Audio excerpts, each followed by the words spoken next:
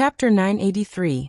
Chapter 983. Beginning. The blue whale's corpse caused another enormous wave to shoot upward. However, the 16 men and women had long since been prepared, shooting through the holes Arnold and Joyce created to face the next oncoming curtain of black water. Drake took out a twin pair of pistols as he landed on the surface of the water, a layer of force protecting the soles of his feet. A twinkle lit in his eye when he raised them up, exuding an air of confidence the rookie hadn't had before. SHU. SHU. SHU. His fingers began to move in rapid succession, causing another projectile to flash outward with every squeeze of the trigger. It felt as though he had the entire world within his domain. Every single one of his shots, without fail, pincered the brow of a carnivorous fish. It didn't seem to matter whether they were hiding deep within the black waters, nor did it matter that their images were distorted. None of it could escape Drake. The other 7 dropped down along with him.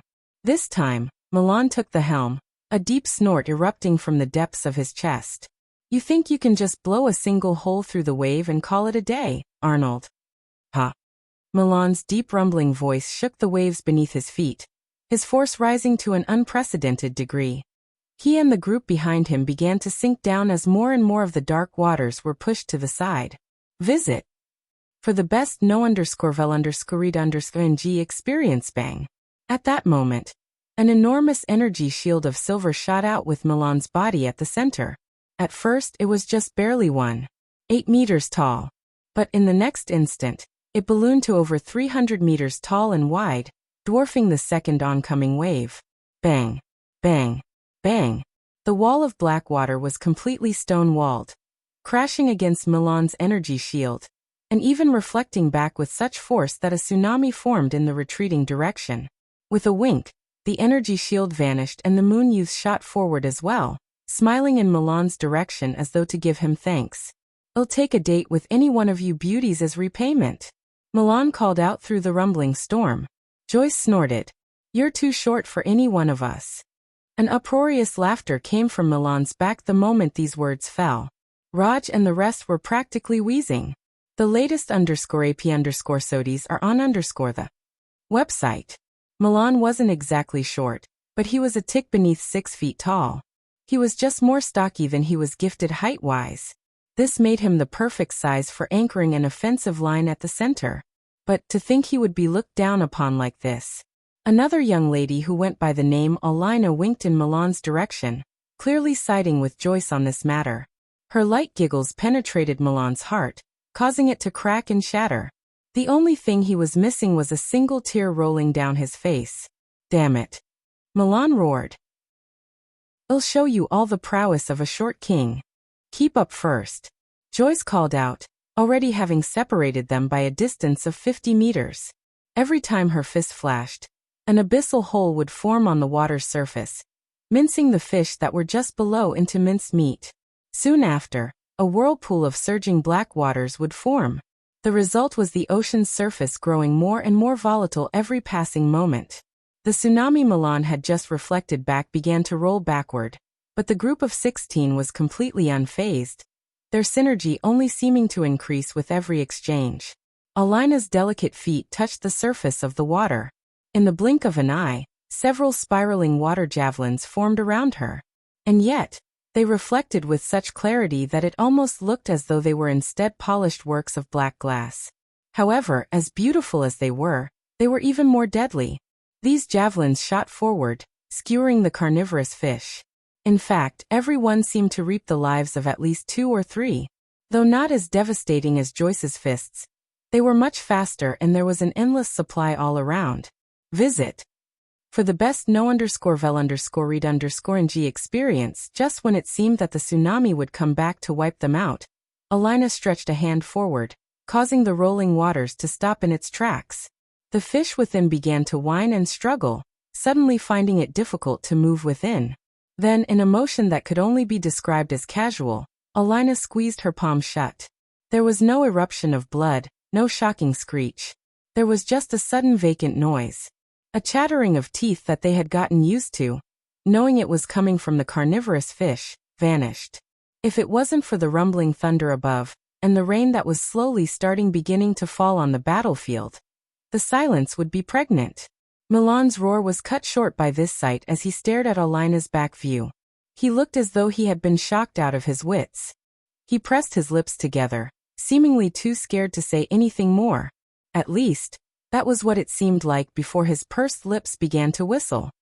"Hey, tall beauty, wait for me," Milan suddenly called out, shooting forward. "Forget him, I've got the height you want," Raj called out. "And you've got the flub she doesn't," Milan chided without looking back. The group shot ahead together, their momentum only growing as though they were just getting started. Visit. For the best no_vel_read_ng experience by this point.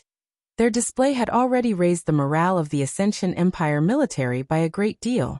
It wasn't just them, but the youths who had come here to display their talents also felt emboldened. There were more than 100 kilometers worth of coast to defend, so it wasn't surprising in the least that there were many other groups displaying the same kind of valor Lionel's brothers. And these moon youths were as well. However, as the rain began slowly picking up from a drizzle to a storm, and eventually becoming a torrential downpour that made it difficult even to see a meter ahead of yourself, it became very obvious, very quickly, that this was just the very beginning. Chapter 984. Chapter 984, which? Lionel and Carolus still stood facing one another, a light smile on their faces. It felt as though the torrential rain couldn't stop them, nor did it seem to touch even the hem of their clothing. A seemingly delicate barrier surrounded the both of them. Lionel's looked like a halo of golden light, while Carolus looked like arcs of grayish-black lightning, which were, in truth, just the shattered glass of space. For now, all the fish that had come were barely B-grade within the fourth dimension. And that was only if the blue whale was part of the equation. As for the carnivorous fish, they were D-grade at best.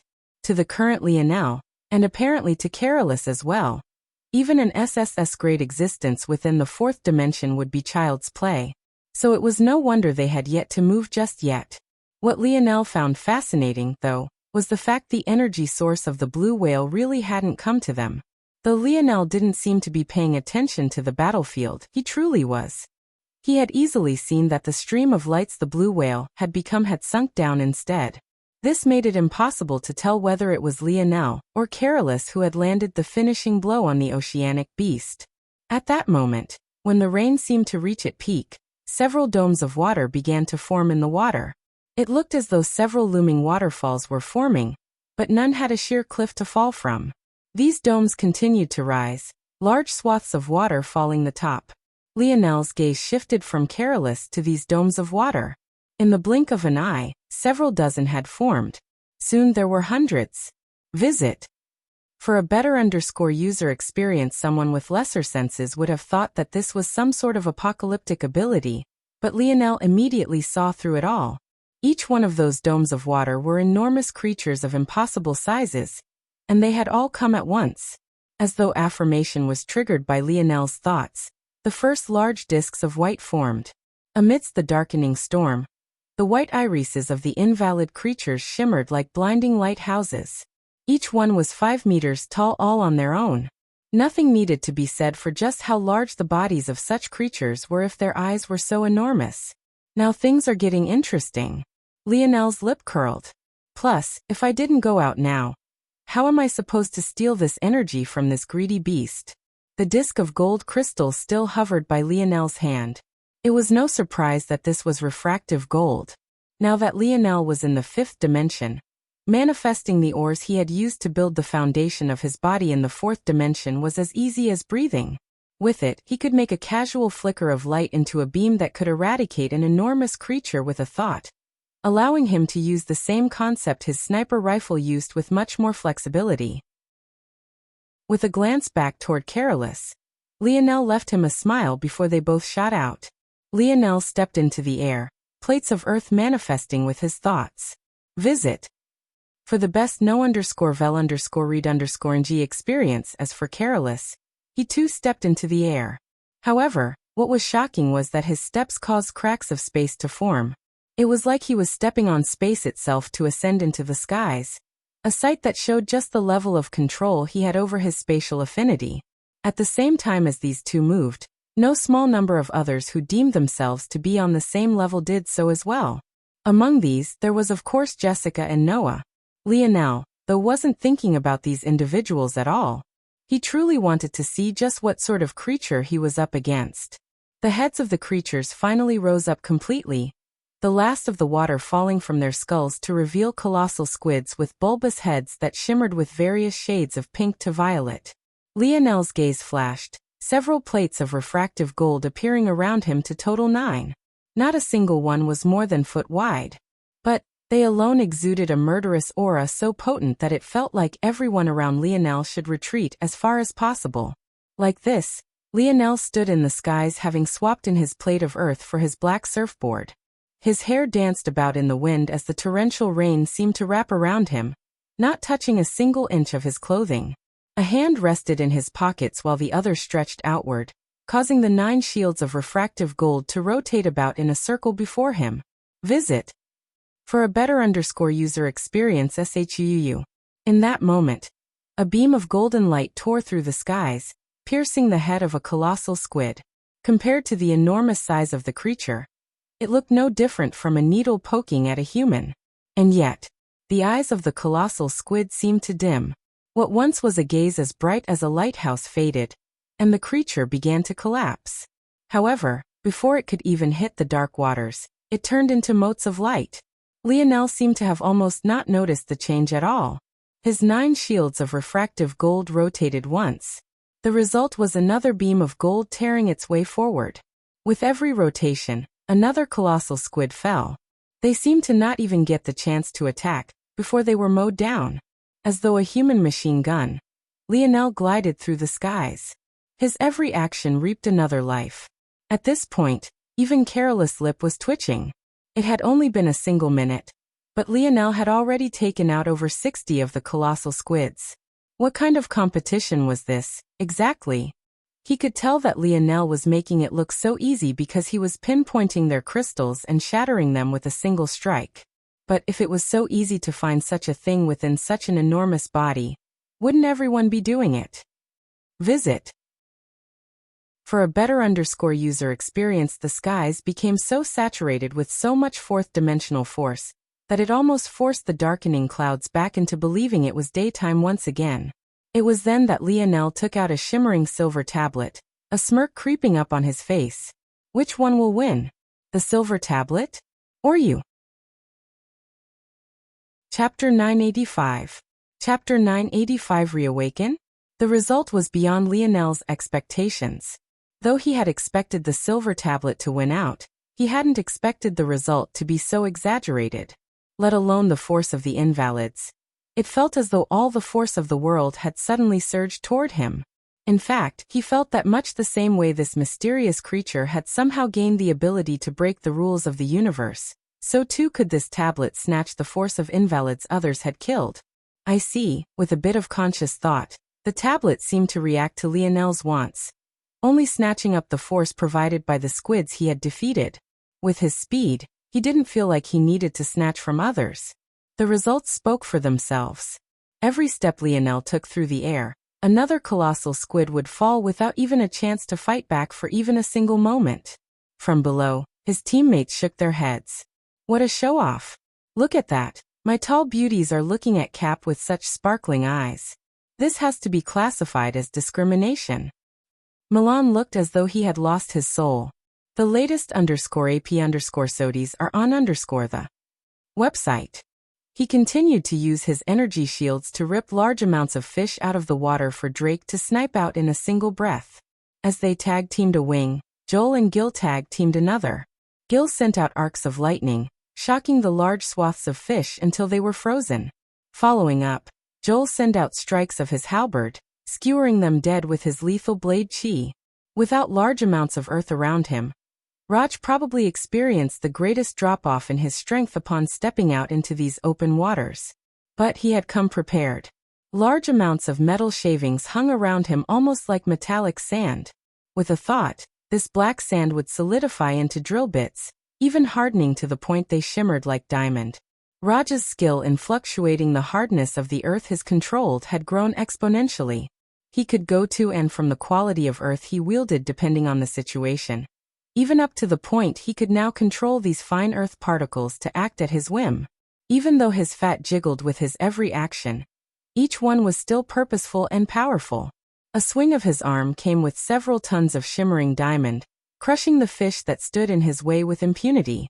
Arnold's actions were just as if not even more overbearing. While Joyce was leaving whirlpools with her every punch, he left trenches that split the ocean in two. The oceanic beasts were being put through a grinder. But they were also steadily growing more powerful. Soon, the concentration of S and SS grade fourth-dimensional beast increased from 1 in 1,000 to 1 in 100. Eventually, it became 1 in 50. Visit. For a better user experience when things reached this point, the group of 16 could no longer push forward with naked abandon. Getting surrounded just once with such powerful creatures would be the equivalent to a death sentence. Though many of them were confident in taking on even fifth-dimensional creatures, the battle reaching this point meant that the true challenge was coming. Lionel had never taken his senses completely away from his teammates. But he didn't go to support them either. Though he was taking out these SS and SSS-grade colossal squids one after another, that was about all he was doing for them. If they didn't reach the very end of their limits, they wouldn't be able to absorb the bone-burning rose properly.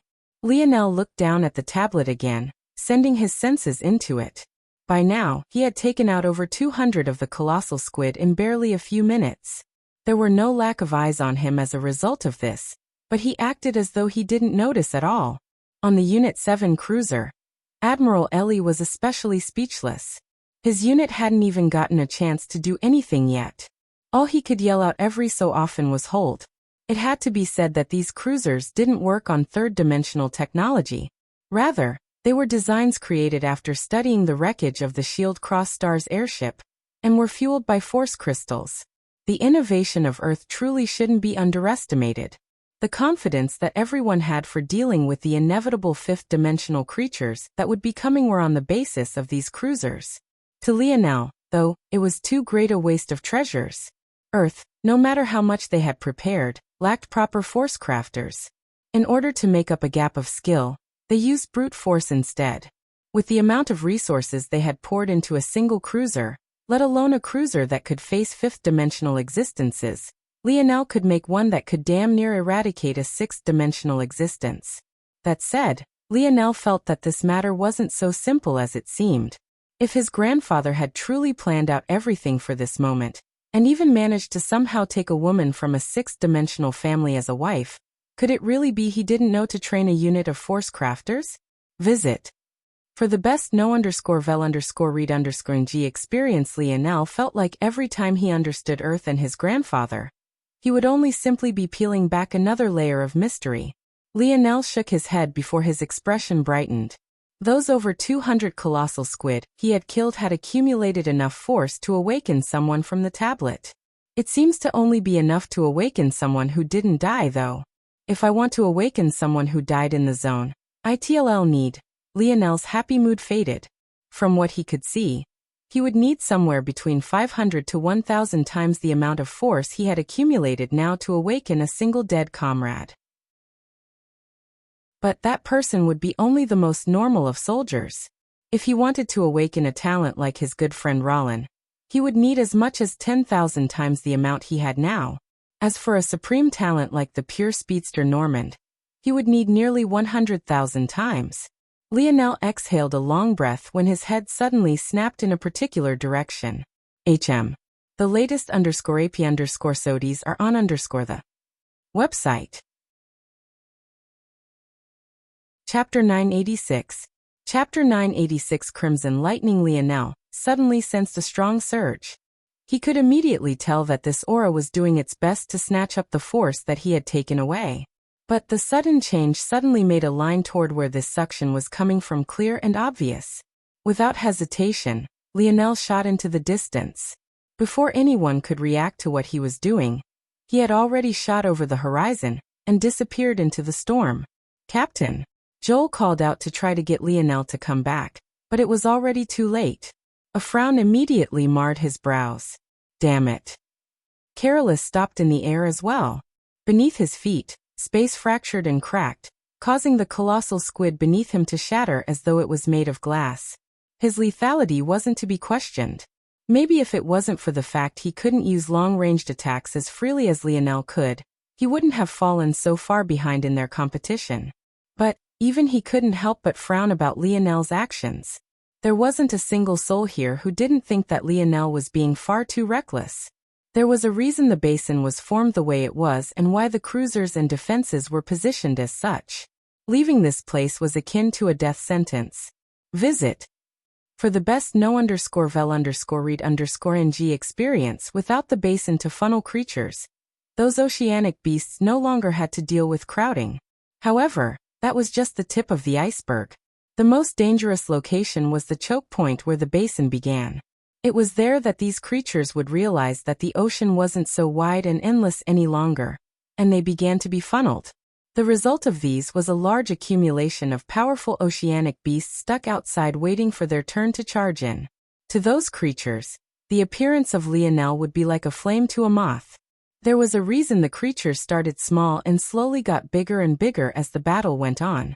This was because it was easiest for these small creatures to squeeze through, leaving the true behemoth stuck on the outside. Lionel was playing with his life. To these creatures, even jumping several kilometers into the air wasn't a problem in the slightest. And many of them were talents that would have various abilities that would allow them to fly, not much unlike Lionel himself and careless. He was really dancing on death's blade. He must have sensed it. I sensed it too, but I wasn't able to lock on quickly enough. It seems his senses are more powerful than mine. Careless frowned, not because Lionel had bettered him, but rather because even he wasn't confident in delving into a sea of creatures like that, at least not until he reached the 5th dimension, and the restrictions on his ability loosened. Visit. For a better user experience, he gripped his fists. I need to enter soon. His father had told him that Earth would likely face another war very soon. In fact, their enemies might very well be bearing down already. He couldn't afford to be slow. Lionel continued to shoot forward. He had in fact heard Joel's call. But everyone was still underestimating him, quite frankly. With his senses, he could blanket hundreds of kilometers with his internal sight. Let alone having to be warned, he could see the danger up ahead live and in person. There was no surprise waiting for him. But if he could kill this creature, he would effectively solve all of Earth's problems in one sweep. He too could tell that there was likely war looming over the horizon. They couldn't afford to split their attention like they were currently. On the one hand, this was a good way of training up warriors. But on the other, if this went on too long, especially without those fighting on the coast being able to absorb the force the invalids released, it would be a detriment rather than a positive. Visit. For the best no_vel_read_ng experience, Lionel's refractive gold shields continued to rotate as he flew. Large octopus arms and flying swordfish competed to swat him out of the skies and skewer him, but he dodged them with a deft ease, shooting out a single golden beam to kill them all. At first, these flashes of gold were all that told those he had left behind that he was still alive. But very soon, he had grown too far away for even those blinding lights to reach them. The rain and the darkness was too much to see through. As Lionel tore a path through the skies, allowing the silver tablet to swallow up the force he earned, the creatures only seemed to grow more powerful. The first quasi-fifth dimensional creature appeared, and its aura seemed to tower over the others. The shark sat menacingly in the waters, the surrounding 10 meters around it completely empty of other creatures. It had deep crimson eyes and was actually the first non-invalid Lionel had run across. Sparks of what looked like blood-drenched lightning coursed around its fin. Every so often, a spark would light the black waters around it, resulting in a sizzling fog that quickly vanished into the air. Lionel had planned on just shooting over this creature, but when he saw this odd, corrosive lightning, his interest was piqued. He wondered if Gil could evolve his lightning if he used this shark's beast crystal. Though Gil was a speedster, due to the fact it was element-based, he gained lightning affinity along with it. The latest _AP_SODIES are on the website. Right now, Gil only used normal natural lightning force. But this blood-red lightning seemed to be at least top 100 among lightning elemental forces in Lionel's estimation. Plus, I need to gather up some high-quality meat for everyone to eat. I can't skip over these creatures. Making a decision, Lionel rose a hand. But he was shocked to find that the instant he did, the menacing glare of the shark vanished as it turned tail and ran. Chapter 987. Chapter 987 Size Lionel was shocked for a moment before he chuckled. It seemed that this beast had already realized it stood no chance. Unfortunately for it, it likewise stood no chance of running away either. Lionel shot downward, weaving through the several suction-cupped arms of the enormous octopuses and squids in the surroundings. The jet-black surfboard touched the surface of the water, shooting after the shark. However, seemingly realizing that it was being chased, the shark dove into the sea, diving downward as it continued to swim away. Lionel's gaze narrowed, but he also dove downward without hesitation. That said, he wasn't completely unprepared. He pressed his palms forward, causing 4 triangular sheets of fourth-dimensional star core to form. They pressed together, forming a prism without a base and allowing Lionel to drill into the ocean. It shot forward with such speed that an air pocket formed right behind it, leaving Lionel untouched. At the same time, the 9 shield of refractive gold shattered beneath the water pressure and speed. Unfortunately, the reason the Lionel had to rotate the gold crystal shield to begin with rather than just continuously using one was because he had to repair them after each use. After all, refractive gold was a 4th dimensional, or while Lionel's light elemental force was in the 5th dimension. The fact that it could even survive a single beam was a testament to Lionel's crafting skill in choosing the perfect crystal structure. But now that Lionel was rushing forward like this, their fragility was exposed. In addition, Lionel knew that the beams of light he produced with the shields wouldn't be enough to kill this shark. That was why he hadn't even tried. It was fine for dealing with cannon fodder of the 4th dimension, but a creature so close to the 5th dimension, especially one that was living like this, was a completely different story. Luckily, Star Core was known for its sturdiness, allowing Lionel to keep up the speed. Visit. For the best no_vel_read_ng experience soon. He caught up to the shark at the point they were already 100 meters below surface level. A spear appeared in his hand and a low roar left his lips. The moment it did, a surge of force shot out from Lionel's body, causing a sphere of air to appear around him as all the water in the surroundings was forced away. The shark suddenly found itself like a fish out of water, gasping for breath without recourse. It fell through the air pocket, flailing about. Unable to fight back, it could only watch as Lionel severed its head from the rest of its body. What a large shark! The shark was at least 50 meters long. Lionel wasn't exactly a marine biologist, but he knew enough to know that creatures of this size should be rare, even in the sea. And yet it felt like they were suddenly everywhere now. It seemed like the best explanation was that this was just the result of the increasing dimensions on beasts. But why was it that little black star hadn't increased in size? And why was it that humans didn't seem to grow larger either? At least not to such an exaggerated extent anyway. Lionel shook his head, quickly catching the shark and allowing it into the segmented cube before the walls of water closed in around him again. He quickly shot upward with his prism of star core leading the way once more. Lionel's gaze narrowed just as he was about to reach the surface. With a flick of his fingers, his star core prism split, a rush of water threatening to crush him the instant it did. But he was prepared for this long ago. With a clench of his fists, Lionel sent a punch surging with universal force flying forward. Visit. For the best no_vel_read_ng experience bang. Bang. Bang. The column of water shattered. At the same time, 4 blade-like pieces of star core shot out, slicing apart tens of oceanic beasts into mincemeat as Lionel rose back into the skies. A rain of blood that soon turned to motes of light hovering around him. Lionel flipped over his palm, causing a large beast crystal to appear. Its insides flickered with a wild red lightning that made Lionel narrow his eyes. Maybe I underestimated this force. Top 100 might just be a minimum. The force was weak to him because it was still 4th dimensional, and it had come from a beast he easily killed. But this was mostly because Lionel himself was in the 5th dimension. This had little to do with the actual strength of the lightning. After all, not every force could be as powerful as his Scarlet Star Force, capable of injuring those even dimensions above it. The fact that this lightning could catch his eye at all was a testament to its strength. Lionel nodded and put the beast crystal away. Even if he didn't end up giving it to Gil, he still hadn't forgotten that he had mainly come here to earn money to begin with. That said, Lionel had a feeling that the beast crystal of the creature controlling all of this would be far more valuable. Lionel tore a path into the distance but very quickly came to a stop again. What he saw this time left him speechless. A beaver the size of a mountain. A crocodile that dwarfed a blue whale. A black swan twice his own height. Swordfish so numerous they formed several formations of their own. Ravenous carnivorous fish led by a rainbow-scaled piranha that looked like it could be its own island. This sort of lineup was enough to make anyone go numb, but Lionel was speechless because of something completely different. Visit. For a better user experience, this creature is actually so cowardly.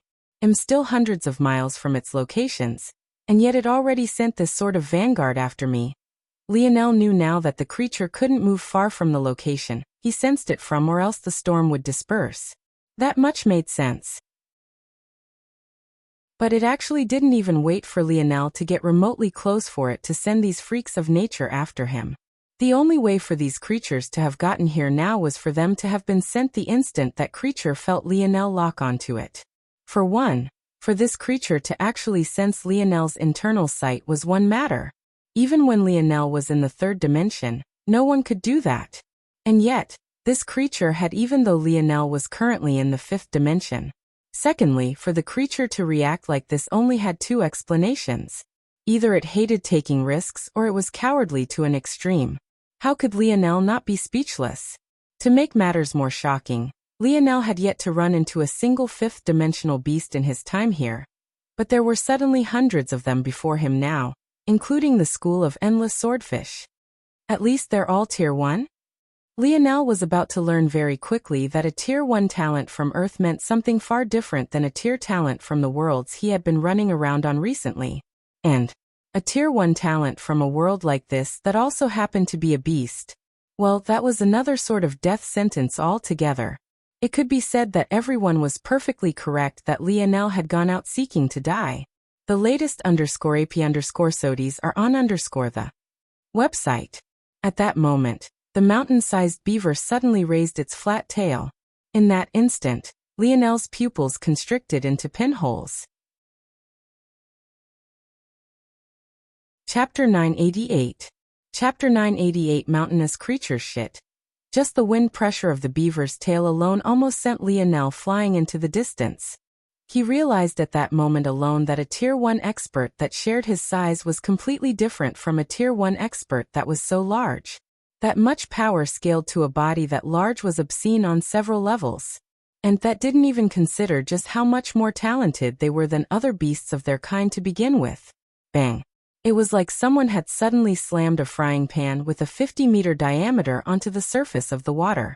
The waves immediately shot into the skies. Whatever darkness there had already been was instantly plunged into an even darker state of blackness. Whereas there was still a flash of color previously due to lightning streaking through the skies, at this moment, it was as though Lionel had fallen into an abyss. Water seemed harmless to most people, but that was only because of the usual state it was run across in. However, it couldn't be forgotten that water had its own weight, and could very easily become among the most dangerous materials in the world given the right circumstances. Lionel saw this wave as hardly any different from how a normal human would see a palm swipe from a grizzly bear. Visit. For the best no_vel_read_ng experience without hesitation, Lionel immediately activated his bronze runes and donned his silver divine armor. Reflecting beneath the blacks, the silver gained a dark hue to it that gave it a sinister vibe. The instant his visor covered his gaze, the surfboard beneath Lionel's feet vanished as he truly stepped into the air. His body blinked and vanished, appearing past the tall wave and above the beaver. With a spin of his spear, his universal force and spear force surged, the golden mark of a spear appearing to hover before the forehead of his helmet. However, before Lionel could even attempt to end the beaver's life, he felt several dangerous auras lock onto him.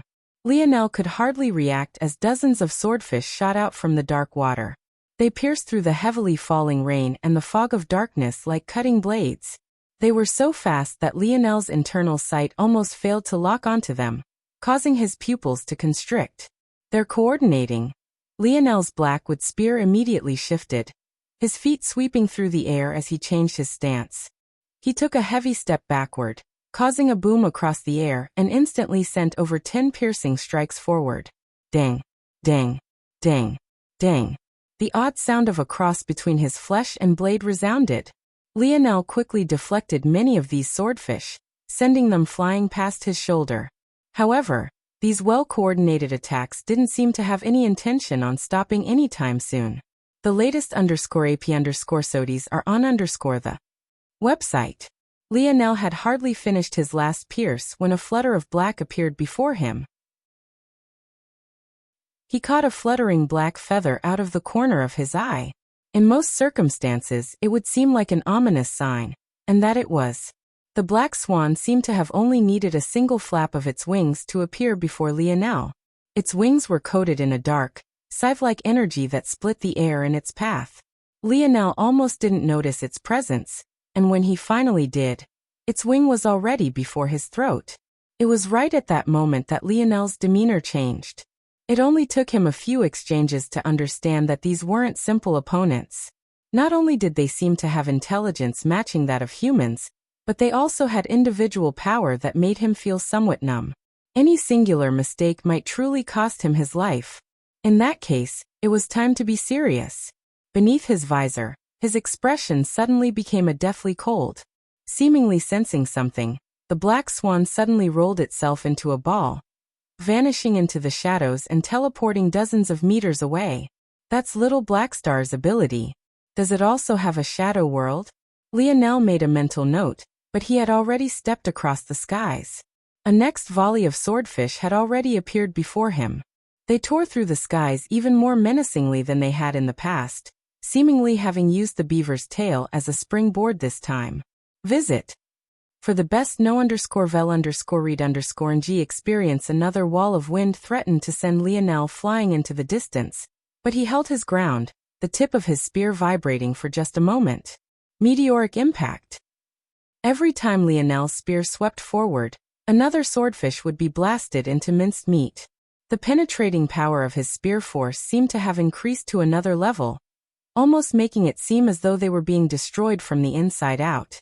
It was then that the enormous blue whale dwarfing crocodile seemed to have finished preparing something, its gaze seething as it locked onto Lionel. It was clear that the sudden murder of so many of its comrades had infuriated it. It opened its large mouth, revealing a row of shimmering jagged teeth. Unlike what one might expect from a crocodile's mouth, it was eerily clean, almost as though it hadn't had a drop of meat in its lifetime, something Lionel felt should have been impossible. However, what happened next gave Lionel all the explanation he needed. Beneath the ocean's surface, the crocodile's stomach had bulged to 3 times its original size. The instant it opened its mouth, its neck followed the same pattern. Its scales stretched so thin that the translucent skin between them became obvious, reddening beneath the strain. And then, it roared. Visit. For the best no_vel_read_ng experience. A jet of a water the likes of which put the previous wave to shame suddenly erupted. It was so violent that the sound barrier shattered instantly, concentric circles of air being torn and blasted apart as it ripped a path toward Lionel. In one blink, it had exited the crocodile's mouth, but in the next, it had already swallowed Lionel whole, far too quick for him to react. Chapter 989. Chapter 989. No way. Lionel felt as though all the bones in his body were being shattered. Even his divine armor cracked in several places, finding it difficult to hold up.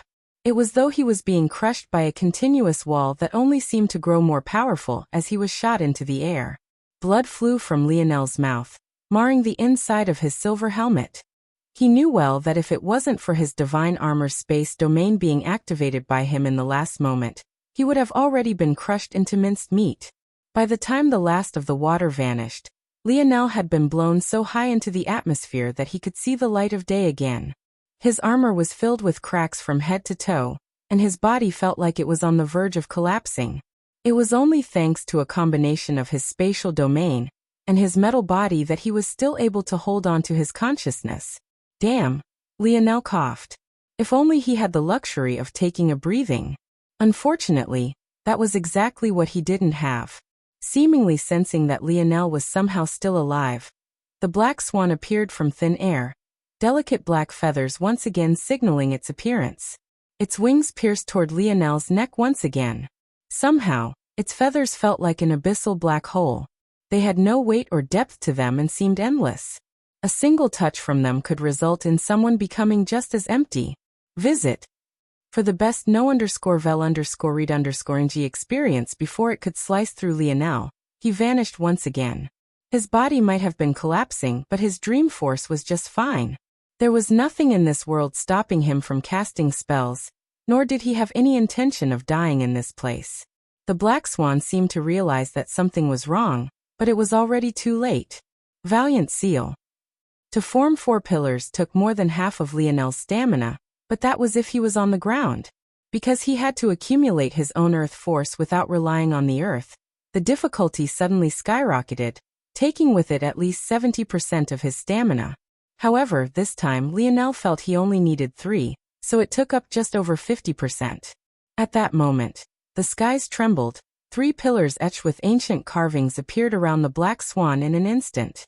It immediately tried to blink away as it had done before, but just when it rolled onto itself, vanishing into the shadows to blink away, there was a sudden spine-tingling sound of bones snapping and breaking. Bang! The neck of the black swan was twisted into an odd angle.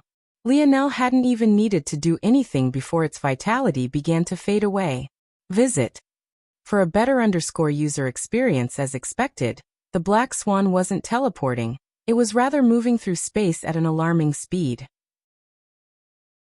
When it entered its shadow world, its speed had almost no limits on it as it was no longer corporeal, so it would feel as though it was teleporting. However, the barriers of Lionel's valiant seal were almost like the barriers to a world. Trying to charge through that even with a shadow world would be impossible. In fact, even if the black swan was truly teleporting, it would have been in for the same rude awakening. The black swan just so happened to lead with its neck, the most fragile part of its body, so it was unlucky in seeking its own death without understanding the situation it was in. But this saved Lionel the stamina he would need to use to truly finish this battle. He took deep breaths, stepping into the triangle of pillars and stretching out a palm. Twinkling lily, carnivorous stem. At that moment, delicate flower petals formed of light elemental force began to form around Lionel. However, their beauty only lasted for a moment before they suddenly whipped out with vines. The vines themselves were quite beautiful, being coated with delicate, white cotton filaments. But their actions were horrifying. They latched onto the body of the dying black swan, tearing into its flesh and pumping out its vitality. Lionel could feel his body quickly healing. In just a few breaths, not only was he back in top condition, but even his divine armor had been healed of all its cracks. The body of the black swan turned to ash, leaving behind a beast crystal swirling with black fog. Lionel could tell that it was of exceptional quality. It would most definitely sell for quite a number. Visit. For the best no_vel_read_ng experience, Lionel took a deep breath. The dimensional verse was really too unpredictable. He knew that it was a bit reckless to rush out into the ocean all alone like this. However, if that creature wasn't handled, it would only cause more problems in the future. Lionel felt like he was the only one who could do it. Of course, a part of him also understood that his grandfather had such great control over Earth that he could have likely stopped this already if he wanted to. It was once again a case of Lionel and his grandfather's ideologies clashing. Emperor Fox likely believed that this was a good method of tempering his people, while Lionel didn't feel like lives needed to be risked needlessly. And yet here he was risking his life. Lionel shook his head. Putting his blackwood spear away, he flipped his palm to reveal another. It radiated the aura of a quasi-silver spear, but it was very much different from the silver spear he usually used. It had a blade on just one end, and it almost looked like a trident. However, its second and third blade were so small in comparison to the middle blade that they almost looked like accessories. The body of the spear was coated in beautiful sapphire scales, and its blade was a translucent blue crystal that the waters below seemed to have already reacted to. Visit. For the best know_vel_read_ng experience, let's end this quickly. Lionel thought, shooting forward. Lionel had no way of knowing that he wasn't the only one gunning for this mysterious, storm-controlling creature. Chapter 990. Chapter 990. Logic across the dimensional verse. In a familiar villa, just days after undergoing what could be considered to be a life-altering change, Aina's eyelashes finally fluttered open. The first thing she felt was herself being hit by a wave of memories. As though she was reliving her own life piece by piece, she recalled everything with striking clarity. If it had to be described, it felt like she was a computer downloading files one by one. She stared blankly at the ceiling, all sort of weird emotions coming one after another, but she didn't quite know or understand how to process them. It was similar to how a child might not understand the complex inner workings of relationship dynamics. A child might comprehend surface emotions, but complex, multi-layered ones would be beyond their comprehension. At the same time, empathy would also be something difficult for them to grasp, at least not when it came to placing another above themselves. These matters became very complicated, very quickly. A toddler might be able to understand emotions by reading someone's facial expressions, but they wouldn't necessarily understand that someone's outward showing of emotion might be different from what they felt on the inside. And even if an older child might understand this, they wouldn't understand more complex emotions like bittersweetness, nor would they grasp morality and beliefs, and how it might connect to what a person was feeling. Aina didn't lose her memories, nor did she lose her ability to feel emotion, but what she had lost was the ability she had built over her more than 2 decades of life. How to interpret and maneuver around her own feelings and that of others. And when it was all boiled down, wasn't this the core of what a person would call personality? Visit. For the best know_vel_read_ng experience, things like holding on to 2 frames of mind at the same time, how to control impulses and the emotions that came with them, or what sort of morality should govern her emotions had all been lost on Aina. The result of this was Aina becoming somewhat detached from her emotions, not because she didn't have them, but because she didn't quite understand what they meant. Even her sense of self hadn't quite redeveloped, so while logic told her that the person in her memories was indeed herself, she still couldn't quite connect to this version of Aina. It was like she was trying to fit together 2 puzzle pieces that were misaligned. No matter how hard she pushed, she couldn't quite fit them together. Aina. Aina blinked. She turned her head toward the voice, but there was a lack of recognition in her eyes. It was clear that she had turned not because she heard her name, but rather because someone had spoken when she had thought the world was filled with silence. It was quite a unique feeling. It was almost like she was a baby hearing sound for the first time. While she had been going through her memories, she hadn't quite grasped that everything she remembered had sound attached to it. So for those brief moments, she thought that the world was soundless and she was okay with that. Only to come to find out that she was wrong about this. The latest _AP_SODIES are on the website. Yuri stood over Aina's bed with Savon by her side. By now, Savon had already been briefed on what was going on with Aina, so she had agreed to stay by Aina's side until she could finally manage to fit those 2 pieces together again.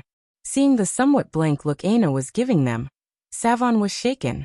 There was a hint of recognition in Aina's eyes, but it didn't come with the same emotion it should have usually come with. It was almost like the 2 of them had been estranged. It was a truly odd feeling. Aina clearly remembered them, but it was like she might as well not have. Oh. Aina tried to speak, but it felt somewhat foreign. She paused and adjusted her voice to speak again. But it came with a sudden blast of mental coercion that made Yuri and Savon shiver. The wave of soul force whipped about the estate, causing many to freeze in their tracks. And yet, Aina had only spoken a single syllable. Yuri's pupils constricted. Adoptive father was correct. With her mental blocks gone, her talent has been fully unleashed. I never thought that the difference would be so exaggerated. Visit. For the best know_vel_read_ng experience, seemingly realizing that something was wrong, Aina closed her mouth again. She felt like a piece of her was going away whenever she spoke, and it made her feel weird, almost like she could project herself onto the outside world. An added layer of complexity that was difficult to manage suddenly manifested itself. Yuri had no idea how Aina's ability to project her will onto the world would affect the rebirth of her personality. At first, Aina was a bit cautious with speaking, finding the novel feeling somewhat odd. In her memories, she could tell that she always had this ability, but she consciously reined it in after she awakened it. However, she couldn't quite understand why. From what she could tell, there were two reasons. First was that it was wrong to coerce people, and the second was that it saved stamina for battle. No matter how hard Aina tried, she couldn't quite come up with a reason that justified the first. Why was it wrong to coerce people? However, when she traveled down the rabbit hole of the second reason, she found it made more and more sense. Battle was about survival, and every human wanted to survive. Apparently, she really liked to battle. It was exciting. She also liked to win. Winning was fun. In that case, it made sense to save power for those moments. They call it logic. Visit. For the best no_vel_read_ng experience, Aina thought aloud, not quite realizing that she should be thinking in her head. After Yuri spoke, she thought that all her memories had sound to them, including her personal thoughts. So she spoke them out loud, not quite knowing better. Logic. He likes logic, right? Yuri blinked. She could tell who he was immediately. Chapter 991. Chapter 991. Water Domain Spear. Aina didn't seem to need much convincing that survival and battle were important. Maybe she felt that these things were extremely fundamental and didn't need to be explained further. Or maybe she was just not aware of the hypocrisy of her own thoughts. She easily accepted one thing she liked but couldn't easily accept something that could be deemed as her sacrificing for the sake of someone else. At the same time, she also found that she very much liked the concept of this logic. She sat up from her bed a bit too easily. Luckily, she didn't use excessive strength, or she may very well have hit the ceiling already. She blinked and looked around. If you use logic for everything, things become very easy, right? Aina didn't seem to be speaking to anyone in particular. It was only then that Yuri and Savon realized that she was thinking out loud, leaving them somewhat speechless. They looked toward one another, but didn't say much. Just talking aloud had already shifted Aina's mentality so much. They were almost scared to say anything more. At the same time, though, wouldn't everyone be speaking around her? It wasn't exactly like they could just shelter her from everything, or else that would defeat the entire purpose. So rather than staying silent, Yuri tried to start a conversation. Logic? Why do you say that? Oh, because my memories say that I love him, but I don't understand why. I thought that if maybe I thought like him, then I could understand. I also like the way he thinks. It seems to make sense. Visit. For the best no_vel_read_ng experience. Aina blinked. Yuri didn't know if it was an illusion or not, but Aina's golden eyes seemed to grow brighter whenever she said him. They practically radiated their own light at this point, making it difficult for Yuri to look at her directly. I see. Yuri nodded. So what do you want to do? Right. Train. Aina's eyes lit up. She found in her memories that she really liked to do that. And she felt it was logical too. The more training she did, the more powerful she would become, and the more battles she would win. Also, the more fit that she was, and the stronger she became, the longer she would live and the higher her chance at survival would be. These things all made logical sense to her. Plus, she felt something in her blood calling out to her. She really wanted to swing a blade. The bigger, the better. Before Yuri and Savon could react, Aina had already dashed by them, her speed seemingly having increased by several levels. If it wasn't for Yuri's powerful mind, Aina would look no different from a blur to her. Yuri could sense that Aina's blood was flowing far more smoothly.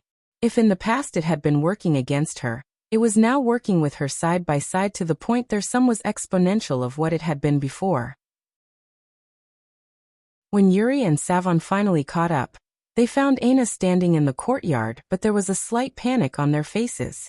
The current Aina truly looked like an untouchable fairy. She had a bright, childish smile on her face as she swung her axe. But this wasn't the main problem. Visit. For a better user experience, the issue was that she was wearing a silk nightgown that Yuri had put on her after helping her clean herself thoroughly during the last few days. It came to her knees, but the string straps that hung from her shoulders revealed much of her alluring collarbone and graceful arms. Though she hadn't exposed anything too unseemly just yet, with every flutter of the wind the gown came closer and closer to doing so, riding up the elegant curve of her thighs and hips. Luckily, Aina was wearing proper undergarments, or the sight might have been even more scandalous than it was now. But everything from her long, fluttering hair to the delicate structure of her face made it feel as though the world was revolving around her. The servants of the estate all had come to a grinding halt. Most of them were women, but there were most definitely some men around. This was the very first time they had seen Aina without her mask on, and they felt shaken to their cores. The way the silk wrapped around her toned belly and nearly split down her two round, bouncing cheeks was enough to make almost anyone faint from desire. Aina. Yuri rushed forward with a blanket, covering Aina completely, and almost getting her head cut off in the process. Aina blinked in confusion, not sure why Yuri was stopping her. Her first instinct was to fling Yuri away from her, but her memories told her that this was a bad thing to do, even though she didn't quite understand why. However, what was obvious was that she was visibly annoyed. She glared at Yuri, causing the latter to shiver uncontrollably. She could sense a killing intent pervading Aina's gaze that made her blood run cold. Visit. For a better user experience, just when Yuri was at a loss for what to do, a figure entered the courtyard under the escort of a maid and Aina's father. This figure had a servant of his own by his side, carrying a box that held several precious ingredients to wish Aina a speedy recovery. However, when he laid eyes on Aina, he stood frozen. Even though she stood in such an odd position, holding a massive axe in one hand, and with Yuri draping a large curtain over her body, he still felt as though all things had stopped. Richard had never seen such a beautiful woman in his life. Across the dimensional verse, deep within a storm, a young man swung a trident-like spear, violent whirlpools of volatile water surging around him. 3 pillars carved with ancient patterns swirled about him like an ultimate defense. He weaved in and out of large swaths of oceanic beasts like he too was a fish in water, his momentum only climbing and growing. Raising up his water domain spear, its dragon-like sapphire spear heeded his call. The roar of a flood dragon shook the skies as several water serpents surged out from the blackened ocean. Lionel stood amidst them all, several carcasses of colossal beasts floating about the surface around him. "Get out of my way." His voice reverberated like a low, rumbling growl. For reasons he wasn't quite certain of, he suddenly felt enraged. The latest _AP_SODIES are on the website. Chapter 992. Chapter 992. Flexibility. Horned water serpents wrapped around Lionel, as though they were flood dragons. Every time he swept his spear forward, one would blast through the air with no less strength than the water beam of the crocodile. Carnivorous fish and swaths of swordfish were shattered on impact, erupting into blood mist that was instantly swallowed up by the dark waters. Lionel stepped onto the surface of the ocean, whirlpools surrounding his feet, and making it almost impossible for anything to attack him from below. His spear spun in his hands, the roar of the flood dragons fusing the booming thunder above. Beneath the surface of the water, schools of carnivorous fish tore a path toward Lionel's feet. However, they were shredded to pieces the instant they entered the range of the whirlpools. Even in the darkness, the blood around where Lionel stood grew so concentrated that the blackness of the sea became a deep magenta. A violet fog hung around Lionel, fusing into his domain and making its strength and range increase by several fold. At that moment, the blue whale dwarfing crocodile had prepared another projectile, sending it beaming across the ocean's surface and toward Lionel. Right then, it was like the waters had been split in two. The surface curved and bent away from the thick pillar of sonic booming water. Just the trench alone was as much as 100 meters deep, making one feel especially small beneath the vastness of the ocean. Visit. For a better user experience, however, Lionel didn't even look in that direction. 3 ancient pillars that had been revolving around him suddenly sprung into action on their own, splitting 2 away from the group. Bang, bang, bang. A sheet of spatial force seemed to separate Lionel from the world of the crocodile. No matter how the beam bashed and banged against the 2 connected pillars, they did nothing more than tremble slightly.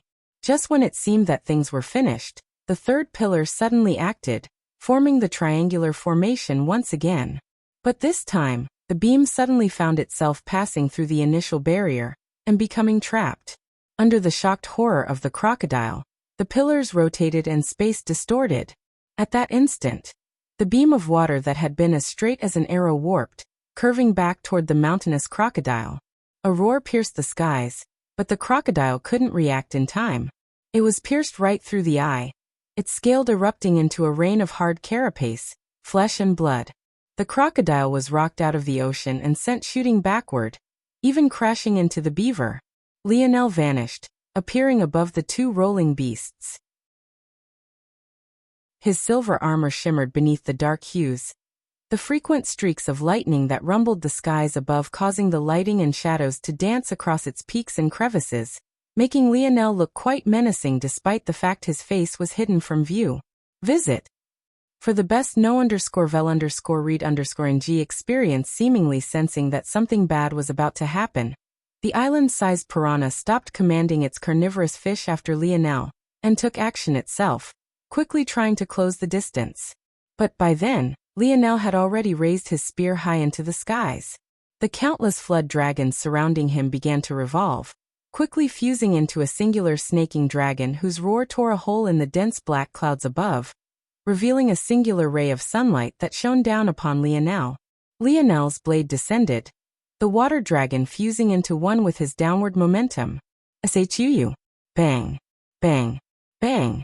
Lionel ripped a gaping wound right through the crocodile's injured eye, turning its brain into minced meat.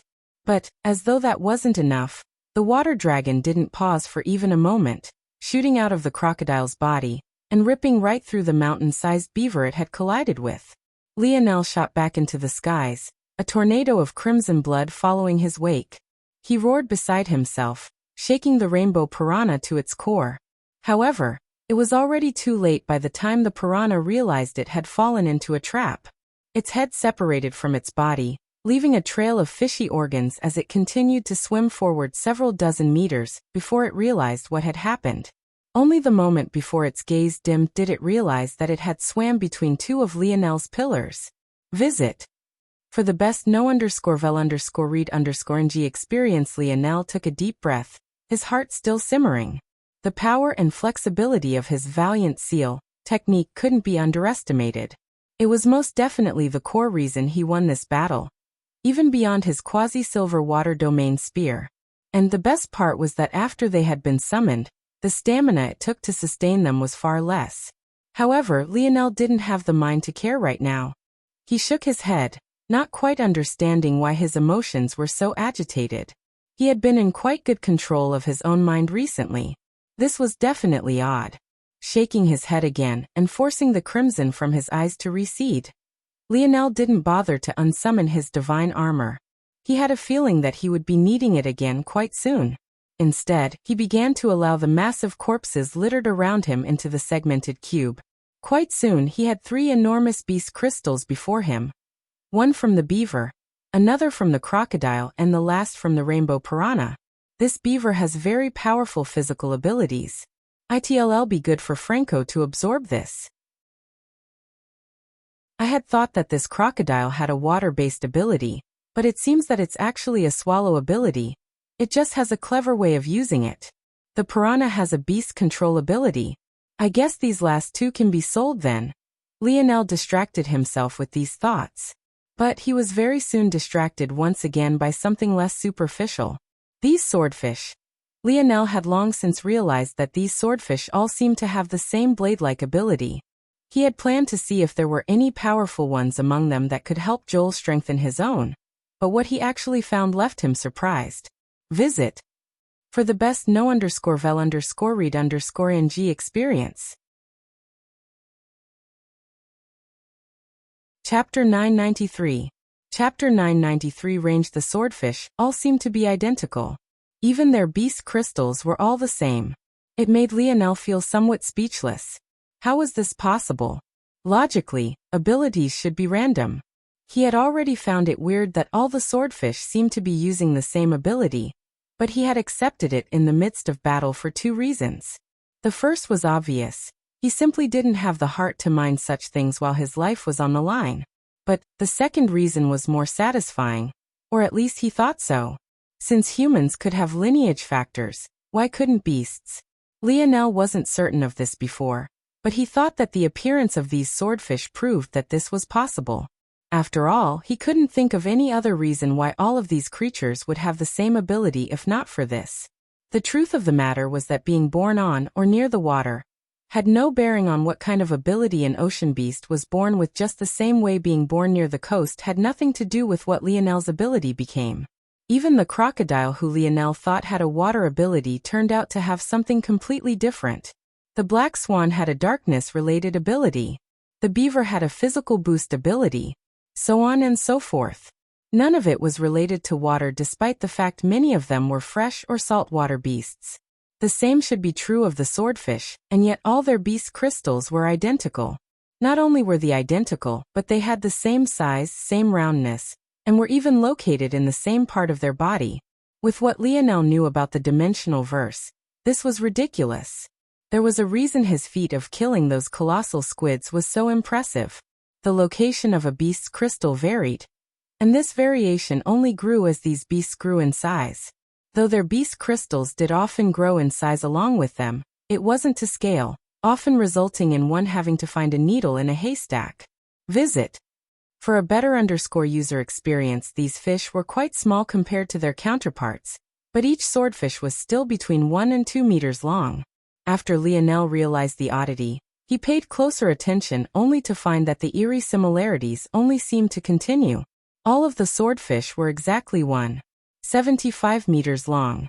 All of them had beast crystals that deviated 0.23 centimeters to the left of their skulls.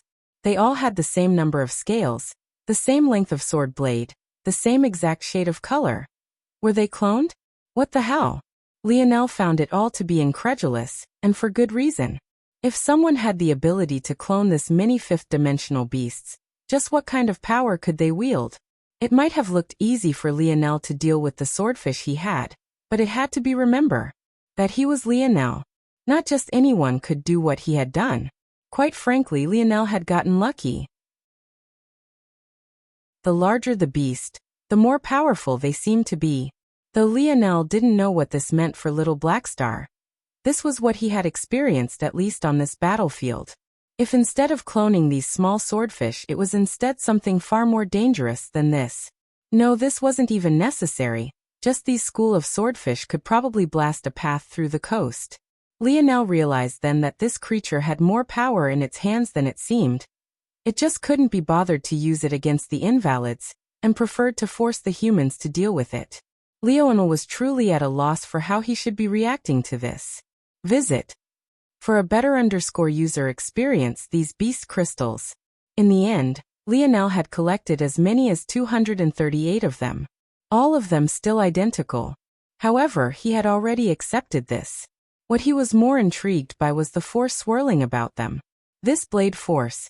It's so pure, so controlled, but it still feels fundamentally different from spear force, and it also feels fundamentally different from sword force as well. Lionel's heart shuddered, and he felt like he had suddenly been enlightened by something. He stared at the beast crystals so intently it felt like he might bore a hole into them. The golden spear on his forehead becoming brighter and brighter. Lionel had always been wondering what was so special about spear force. As far as he was aware, it just sharpened his blade. But why was there a distinction between it and other blade weapon forces then? Why not just call them all blade force? Lionel stretched out 2 fingers and pierced at empty air, causing a dull shing sound to resound. He did it again. This time the sound was even sharper. It was as though 2 blades were running across each other. He repeated the action for a 3rd time. This time, the force seemed to vanish into the void. But in the next moment, the ocean was split into 2, forming a trench even deeper than the one caused by the crocodile's breath. Visit. For the best know_vel_read_ng experience, when Lionel was observing the swordfish's beast crystal, he realized that they all seemed to act in a similar and predictable pattern. Blade Force wanted to hack at and sever everything. It was quite violent. And yet, within the beast crystal, it actually became something that Lionel could see a pattern in. The moment Lionel saw this, he reframed the way he viewed his spear force. Rather than focusing on what confused him about it, he focused on what he could put into a designated pattern. What was predictable about spear force? Lionel thought the answer was quite simple: range. If there was one defining characteristic that separated spear force from blade and sword force, it was that singular word. Lionel had only barely latched onto the idea when he suddenly felt that there was nowhere his spear force couldn't reach so long as he willed it. And yet, he wouldn't need to rely on spatial force. Lionel pierced his fingers out again. Over half a kilometer away, the head of an approaching colossal squid imploded from the inside out. Lionel had no idea just the realm he had stepped into. He almost forgot about the danger looming overhead as the quasi-silver spear in his hands began to tremble madly, as though to roar out its happiness. The latest _AP_SODIes are on the website. Chapter 994.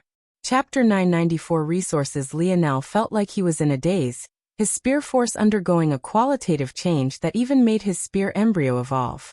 The spear mark on his forehead became more prominent, and the spear domain around him seemed to increase in power by a measure. Lionel looked down at the spear in his hand. It vibrated wildly, dancing about in his hands as though praising something. Lionel continued to look down at it for a long while, consolidating something within his heart. He knew that this excitement wasn't from the spear, but rather from the consciousness that was buried within it. This consciousness didn't come from the spear itself, but rather its previous owner whose will had been imposed upon it. Why was it that Lionel found listening to your weapon to be so ridiculous? It was exactly because of this. To begin with, it wasn't a weapon that was speaking. If he picked up a normal spear, no matter how much he improved his spear force, it wouldn't react in the slightest. This was why, despite having felt the sentience of his spears before, Lionel was completely unmoved by it all. Lionel was in a position where he was lucky enough to learn from his predecessors, but he also didn't want to be controlled by their thoughts. His current spear force had suddenly increased in power by more than tenfold, but if it had been explained to him by someone else, the leap wouldn't be nearly as exaggerated. Visit. For a better user experience as far as Lionel was concerned, if there was a planned path for how a spear should progress and increase in strength, there had to be someone who had done it first. Then, that person had to have had the ability to explain and describe just what evolution they had undergone to reach that stage, so that their knowledge could be passed down to others. By this point, Lionel's feelings on the matter should be clear. If someone else could do it, why couldn't he? Listening to a spear? What kind of ridiculous nonsense was that? He only needed his own self. In fact, if not for the thoughts of these spears distracting him, he felt like he could have figured this out long ago. If not for him having set aside these powerful spears to use his blackwood spear for a while, his mind wouldn't have been so clear on what the next step would be. Even if he managed to see the oddity of the swordfish beast crystals, his mind would have been too fogged to take the next step so confidently. Why was it that these spears claimed peaks for themselves within the spear domain ring? Why was it that a quasi-bronze and quasi-silver spear could have a spear peak of their own while there was an endless graveyard of spears around them? When you thought about it this way, it was quite odd. If Lionel wanted to, he now had just the right combination of mental strength and spear force mastery to pick up any number of silver-grade spears. However, none of them would have a spear peak to their own. The reason was simple. Quasi-bronze and quasi-silver represented the peak of their levels. They were the kings among experts within their range, and they reigned supreme as a result. This was what separated them from the spears that could only loiter around the base of their peaks, and this was why domains represented kingship. Why was it that Lionel's king's might could strengthen his domain so much? Why was it that Lionel's domain led him to kingship over universal force? Why was it that this spear was now trembling in Lionel's hand? Visit. For the best no_vel_read_ng experience, it all led back to same idea. They were all interlinked and interdependent. Lionel's palm flipped over, causing the water domain spear to vanish in place of his blackwood spear. He swept it out to the side, his spear force splitting the waters and causing waves that stretched out for several kilometers. Lionel shot forward, his 3 valiant seal pillars following closely behind him. He truly wanted to see if there was anything that could get in his way now. As far as he was concerned, wherever he stepped foot was his domain. Yuri was forced to weather the storm of Aina's killing intent. She hoped that it wouldn't cost her life, but now that Richard was here, she definitely couldn't afford to move now. Savon moved forward and happened to block Richard's view of Aina's face. It was only at that point that he finally managed to snap out of his daze and recover, remembering why it was that he was here. The latest _AP_SODIES are on the website. The truth was that Richard had never been interested in seeing Aina's face, nor had he ever gone out of his way to get Aina to remove her mask. As far as he was concerned, their relationship was strictly business. Even the thoughts he had of asking Aina to marry him had all been related to how useful she was and little to do with how attracted he was to her. Plus, there were only 2 reasons why a woman would wear a mask. Either she was far too beautiful, or she was far too ugly. However, Yuri and Savon wore masks alongside Aina, and Richard had received reports about them being spotted without them before. This made Richard think that Aina was likely the latter of the 2 possibilities, and that her friends were just wearing masks along with her as a form of solidarity. He realized now, though, that his conclusion couldn't have been further from the truth. Shaking his head, he gestured to his servant, who cleverly passed on his box to Savon as opposed to Aina. Though Richard was a bit confused about exactly what was going on here, he knew that it was probably best not to ask since Miel had almost not let him in at all. "This is just a token of my appreciation, Miss Brazinger. Much of the resources you asked for can be found within here, and much more." Aina blinked. "That's right, resources are important to me too. Very important." Richard's brow furrowed slightly. He wasn't quite sure of how to respond to this. The latest _AP_SODIES are on the website. Chapter 995. Später 995 Sniping? Miel frowned. If he had known that Aina was awake now, he would have never allowed Richard to enter. It was only because he thought that his daughter was still in a coma that he had allowed Richard to come under the latter's insistence. After all, as a vassal of the family, there was still a small bit of due respect that he owed to the potential heirs, especially since it seemed that Richard had taken the secure lead in this aspect. It could only be said that this timing was horrible. Miel didn't really care who did and didn't find his daughter attractive. He wasn't one to care about such things. The main issue was that he didn't want any undue influence on Aina's recovery. Richard was a very intelligent young man. He most definitely already realized that there was something off about Aina's current demeanor. Though he likely wouldn't be able to guess exactly what had happened, he didn't need to do that in order to cause problems. Miel took a slight breath and shook his head. For now, pressing forward and rushing Richard out would only make things seem more peculiar than they already were. He could only ride this out and hope that Aina didn't think anything too ridiculous out loud. Though he had a weird expression on for a moment, Richard quickly recovered once again, giving Aina a light smile. "You've done a lot for me, and I can say with great certainty that you are a large part of the reason I've almost secured the official position of heir for myself. Since you've helped me so greatly, how could I not properly reward you? I've made sure to give you more than what you've asked for, and if you need anything in the future, please don't hesitate to reach out." Richard's smile became more natural by the end of his words as he lightly nodded toward Yuri and Savon before turning toward Miel. The latest _AP_SODIES are on the website. "I appreciate you allowing me into your home, Sir Brazinger. I won't continue to intrude and will take my leave now. If you need anything, you can feel free to contact me as well." Miel nodded lightly, but didn't say much. He knew that the reason Richard insisted on entering his estate today was because he no longer had a reason to hide. Richard had been away from Planet Viola for a long time before returning today, Yet the first thing he had done was come here.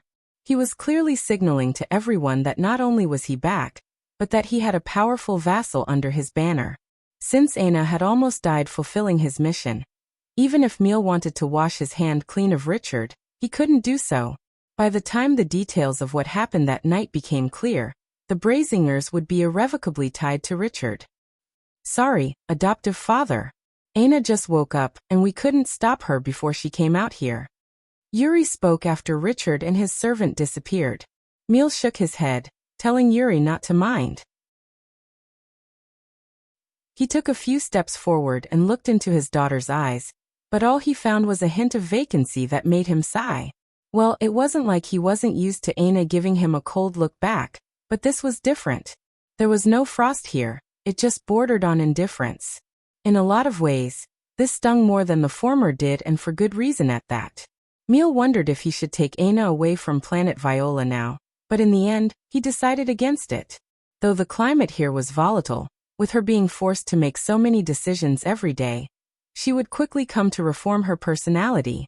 If things took too long, she might never awaken to her former self ever again. What is most important to you? Miel suddenly spoke, his gruff voice being aimed toward Aina. Visit. For a better user experience, this was the question he planned to ask Aina every day. It was the only push he could give her without influencing her too much. Logic. Battle. Resources. Aina listed out 3 things, her list having increased by 1. Miel nodded and didn't commentate. How this answer evolved would decide if his Aina would ever come back to him, or if she was forever lost. Aina didn't seem to understand the complex emotions of her father, as she pushed Yuri to the side, and let her axe fall to the ground. With a childish excitement and the blanket around her almost falling to the ground, she rushed toward Savon, who was holding up the large spatial box. She was too excited to see what resources she would get. Lionel could feel himself getting closer. There was nothing capable of stopping him. Not only was his speed blinding, but his spear had increased its lethality by several folds. A road of starlight painted Lionel's path forward. His speed branch had long since evolved to this level, and though it was most useful in the vacuum of space, that didn't mean it couldn't be used on land or water as well. Just 20 kilometers away, Lionel thought with narrowed eyes. 10. 5. The latest _AP_SODIs are on the website. This sort of range was ridiculous. To be able to control a storm from so far away. Just what kind of beast was he up against? Of course, Lionel had a feeling that starting and maintaining the storm were 2 vastly different concepts, similar to his Valiant Seal. But Lionel couldn't control his Valiant Seal from more than maybe a kilometer away before things became far too troublesome. And even then he would need to rely on his divine armor to boost his spatial affinity. Suddenly, Lionel came to a grinding halt. His stop was so abrupt that an ocean wave shot up several dozen meters. In that moment, a deathly silent arrow pierced through the wave and shot through the water just half a foot before Lionel. Had he still been running, at that angle his forehead would have been pierced through cleanly. Several seconds later, a deep rumbling boom came from within the depths of the ocean, causing the dark waters to surge. Sniping me? Lionel's palm flipped over, his sniper rifle appearing in his hand and whirring to life. Almost 3 kilometers away in the depths of the storm, a bowman with shimmering gold hair and eyes lowered his arm slightly, his expression of confidence being marred by a hint of confusion. Visit. For the best no_vel_read_ng experience, is it done? Around the young bowman were several other youths with various colored matching hair and eyes. Together, they almost looked like a cosplaying rainbow. However, they didn't get the answer they wanted immediately. The young bowman's pupil constricted before a beam of golden light suddenly appeared right before his brows, causing his heart to freeze over.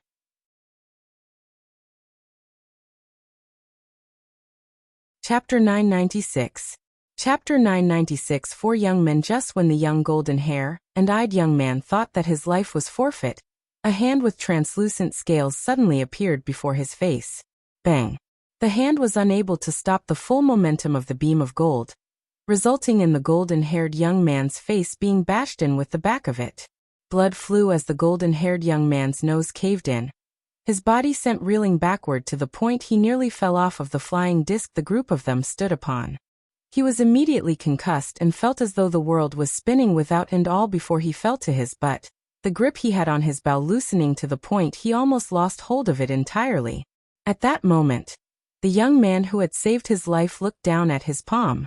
He could feel an ache in his wrist that told him that he had nearly broken it. It was clear that he had underestimated this beam of light almost too much. This young man had a head of blue hair and eyes, and judging by his stunned look, he was clearly very much confident in his defensive abilities. Though his translucent scales hadn't been broken, he still felt a hint of pain. Visit. For a better user experience this time, it was a green-hair-and-eyed young man who spoke, being the third of the group of four. It seemed that his temper was the most fiery of the group, but it somewhat made sense. Being so far away from land made him itchy and trigger-happy. It was definitely safe to say that he was the most uncomfortable of the current group. By now, it was very much clear that these young men were members of Earth's hidden families, and also that their goal may very well be identical to Lionel's own. The gold hair and eyes of the Lavis family, the green hair and eyes of the Crutus family, the blue hair and eyes of the Aderna, and finally, the fourth and final member of the group was the only one who didn't seem to react with shock or fury. He stood silently, a monocle with numerous floating lenses revolving around his left eye as though the moons to a planet. He was none other than Simeon Brazinger, the first main branch member of the hidden families Lionel had ever met. And even until now he was still the only one. Simeon's gaze narrowed. It's you. He still remembered 4 years ago now when he was forced to retreat from the Project Hunt Island. It was a humiliation he still wore on his chest to this very day. He hadn't seen Lionel in a very long time, but the pure dislike he had for him was just as palpable as it had always been. Back then, Simeon had chosen to come out ahead of time to try and lay a foundation and some groundwork for his future plans. However, at every turn, it seemed like Lionel was there to stop him. He had even tried to use the Royal Blue Fort to deal with him, but even that had ended in failure. Visit. For a better user experience, the result was Simeon being forced to return to the family's lands where he hadn't even been allowed to come out for the terrain war. Only after Earth entered the fifth dimension was he finally given some degree of freedom back in return. Yet, in the irony of all ironies, the moment he tried to accomplish something, here was Lionel once again to stand in his way. How could he not want to tear Lionel limb from limb? Simeon. The blue-haired young man called out, seemingly realizing that something was up. Adrin Elilar Xanos. Don't you dare move. He's mine. Simeon's words were baffling. Who was he? And plus, if there was anyone who should get first crack, shouldn't it be Xanos? Just look at him. The blue-haired youth, Adrin, looked toward Xanos to say as much. But when he saw that the latter had grown a mustache of blood from his bleeding nose, and how he still seemed to be in a daze, he shook his head. Never mind. Elilar, who had snapped earlier, looked toward Simeon oddly. They all knew Simeon well. He practically never showed any emotion at all. It wasn't coldness, it was just indifference to all things. This had to be the first time they had ever seen him lose his cool. Visit. For a better user experience, Simeon's face was quite expressionless, but a deep red force had begun to pour out from his body. Sometimes I forget that he's a Brazing. Simeon's palm flipped over to reveal a rattling chain that must have been at least 10 meters long. It had a black body and was coursing with crimson veins and golden barbs. It looked as though there wasn't a single place on its bod that you could touch without ripping your flesh apart. And yet Simeon began to slowly wrap it around his palm, down his wrist and up his arm as though he couldn't feel a thing. At that moment, Lionel, donning his silver divine armor, suddenly appeared in the air no more than 20 meters from them. As for how Simeon had recognized him with his helmet on, maybe only he would be aware of the answer to that. Seeing Lionel, the gazes of Elilar and Adrin narrowed while Xanos was still far too out of it to even register just what was going on. Simeon's red hair waved about gently, the harsh rain in the surroundings not even touching the hem of his clothing beneath the bubble of his flying disc. With a wave of his free hand, 2 balls of light hovered before him before bursting. What was left behind left Lionel's gaze narrowing beneath his visor. Two enormous metallic birds appeared. Or rather, that was what they looked like on the surface. But their true nature most definitely caught Lionel's attention. Visit. For a better user experience, one more chapter coming today. Chapter 997. Chapter 997. Anytime the two metallic birds weren't entirely metallic at all. With a sweep of his internal sight, Lionel could see that they had flesh and blood. The answer then seemed simple. Weren't these two birds just wearing armor, then? But this wasn't the reality either. The metal wasn't being worn. It was them. It was as much their skin as flesh could be. In fact, it seemed that there were a few parts of their bodies that could be classified in much the same way. If Lionel didn't have such a dislike of Simeon, upon stumbling upon his first cyborg sighting, he probably would have felt that this was very cool too. However, unsurprisingly, Simeon wasn't a person he liked very much at all. Even setting aside what Simeon had tried to do to him, just the fact Simeon treated humans like experimental subjects was enough for Lionel to hate him. Lionel didn't even want to consider what sort of horrid torture these two birds had gone through to reach this state either. Lionel's gaze swept by Simeon, landing on Xanos. It didn't take much deduction at all for Lionel to realize that he was likely the one who had shot the arrow. If not for his bloody nose, the bow he was barely holding onto was a dead giveaway. However, after looking around some more, Lionel realized that this storm definitely wasn't being caused by these four. This meant that there was a more than 90% probability that they were looking for the creature at the core of all of this just like he was. There was no coincidence that they were in the exact direction Lionel had been heading in considering the sheer vastness of the ocean. Lionel's eyes narrowed when he remembered what Simeon's ability was. If he was allowed to get his hands on such a creature, and he controlled its genes to come under his command, just what kind of devastation would that bring? Remembering back to how Lionel met Little Blackstar, his grip on his spear rotated slightly. Back then, he had almost killed Little Blackstar just to ensure that he never ended in Simeon's hands. Now it seemed that history was replaying itself.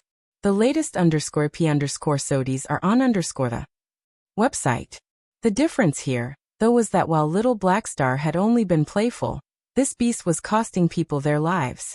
Lionel had no idea what it was that these hidden families wanted, nor did he understand what their purpose on Earth was. But what he did know was that when Earth was pushed into a corner facing the people of Terrain, he hadn't seen a single member of their ilk. All they had done was show up on Avalon and try to poach away King Arthur and his people. After they failed, they vanished and didn't appear again until now, when there were once again benefits to be gained while others were falling and dying in the background. These sorts of people, they were the kind Lionel abhorred the most. "I'm going to give you two options," Lionel said coldly. "Either get the hell out of my sight, or you fall beneath my blade."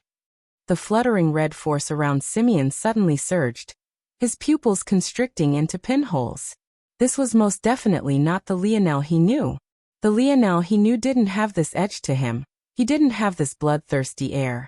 In fact, he didn't have a willingness to kill at all. That Lionel was like a lion without its claws or a shark without its teeth. But now, Lionel raised his spear, pointing it between Simeon's brows. It was a blatant, undisguised provocation. At that moment, Lionel's aura was palpable. It hung in the air like a violet mist, raising above Simeon's own and suffocating it. "Lionel Morales," Simeon said slowly. "Visit." For the best no_vel_read_ng experience, however, what he hadn't expected was for Adrin to suddenly stand out. "Huh. What did you say, Simeon?" Simeon frowned, turning his gaze toward Adrin. The coldness in his eyes made Adrin's own gaze narrow, but the latter didn't back down. All four of these young men were on the same level. On top of that, all of them had entered the fifth dimension. Adrin felt no fear for Simeon, although the latter's power was great. Adrin looked away from Simeon and toward Lionel, suddenly understanding something. "I can't let you kill him, Simeon," Adrin finally said. "What?" Simeon's voice simmered like hot coals, his red eyes flashing with added menace. "Lionel Morales is the name of the man who saved my little sister. I owe him a favor." So, I'll only repeat myself once more. I can't let you kill him, Simeon. Adrin's own aura began to leak out, a dense blue force wafting about his body. Though he and Simeon were about the same height, Adrin was far broader, making it seem as though he was towering over Simeon completely. Huh? Simeon released a cold laugh. Did you forget why it was that we came here? Visit. For a better user experience, all of that is meaningless in the face of my little sister's life. Adrin replied coldly. So you're going to stand in my way no matter what? Do you really want to war against my Brazinger family? Since when has my Aderna family been afraid of you all? I'm sure you know best that we're the ones who best counter your lineage factor. Do you want to have a try to see how that'll work out for you? I'll give you a sneak peek. Adrin wasn't wrong. If the Brazinger family was the absolute pinnacle of offense, then the Aderna family was the absolute pinnacle of defense. It almost felt like nature knew they were meant to clash, coloring them both blue and red. Adrin turned to Lionel without another glance toward Simeon. Little Nana has told me a lot about you, so consider this my thanks. I won't allow them to interfere, and you can take this as repayment. Next time we meet on the battlefield, though we will most likely be enemies. Adrin was confident in saying this even if Xanos and Elilar chose to side with Simeon in this matter. When it came to stalling and buying time, no one was his better. Lionel gave Adrin a deep look before nodding and shooting off into the distance, his 3 pillars following closely behind him. It'll make you regret this, Adrin. Visit. For a better user experience, Simeon's voice had once again returned to neutrality, his force vanishing and even his twin pair of metallic birds having disappeared. He regained his composure so quickly that it almost felt too ridiculous. Adrin's eyes narrowed.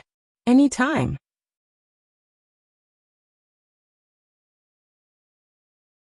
Chapter 998. Chapter 998. Beautiful Simeon soon vanished, teleporting back to what must have been the Brazinger family's estate. This left the 3 young men behind with Xanos slowly regaining his bearings.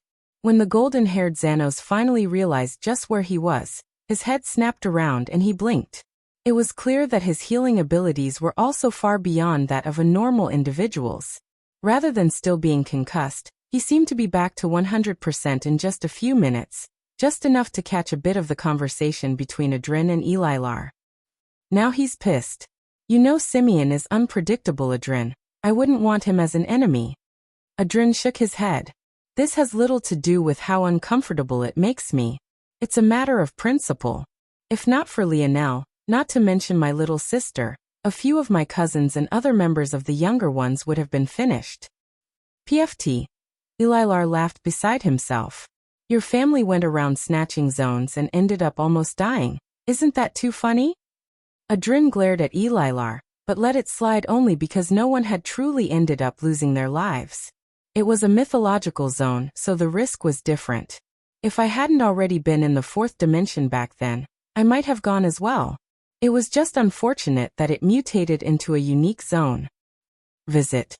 For a better user experience, Elilar's pupils constricted. He survived a unique zone? A unique zone was something that Lionel had already come across twice. Well, once that very nearly became twice if he counted the Joan zone. As such, to Lionel, it was no big deal and not even as rare as most made it seem to be. But the reality was that to most people, a unique zone was a death sentence. Pure and simple. To put this matter into perspective, one only need to think of the Valiant Pillar heirlooms of the Valiant Heart Mountain organization. That was the level of the technology one needed just to keep reusing an open zone. If one wanted to enter and interfere with a zone, the necessary threshold to meet was even higher. What did that mean? It meant the use of a treasure that was equivalent to the gold-grade Valiant Pillars, or even their superior. When things were put into this kind of perspective, just how shocking it was for Lionel to survive was painted out clearly. It also made it more obvious just what kind of enemy he had made by now handing over his findings from the Camelot zone as well. It was no wonder that they were infuriated. If not for the difficulty of traveling to lower dimensions as a higher dimensional existence, maybe they would have already sent someone Lionel couldn't possibly match up against. I see. So it seems that Earth really does have some young heroes of its own. The latest _AP_SOTIs are on the website. Xanos spoke, wiping the blood from his lips. He didn't seem enraged by what had happened at all.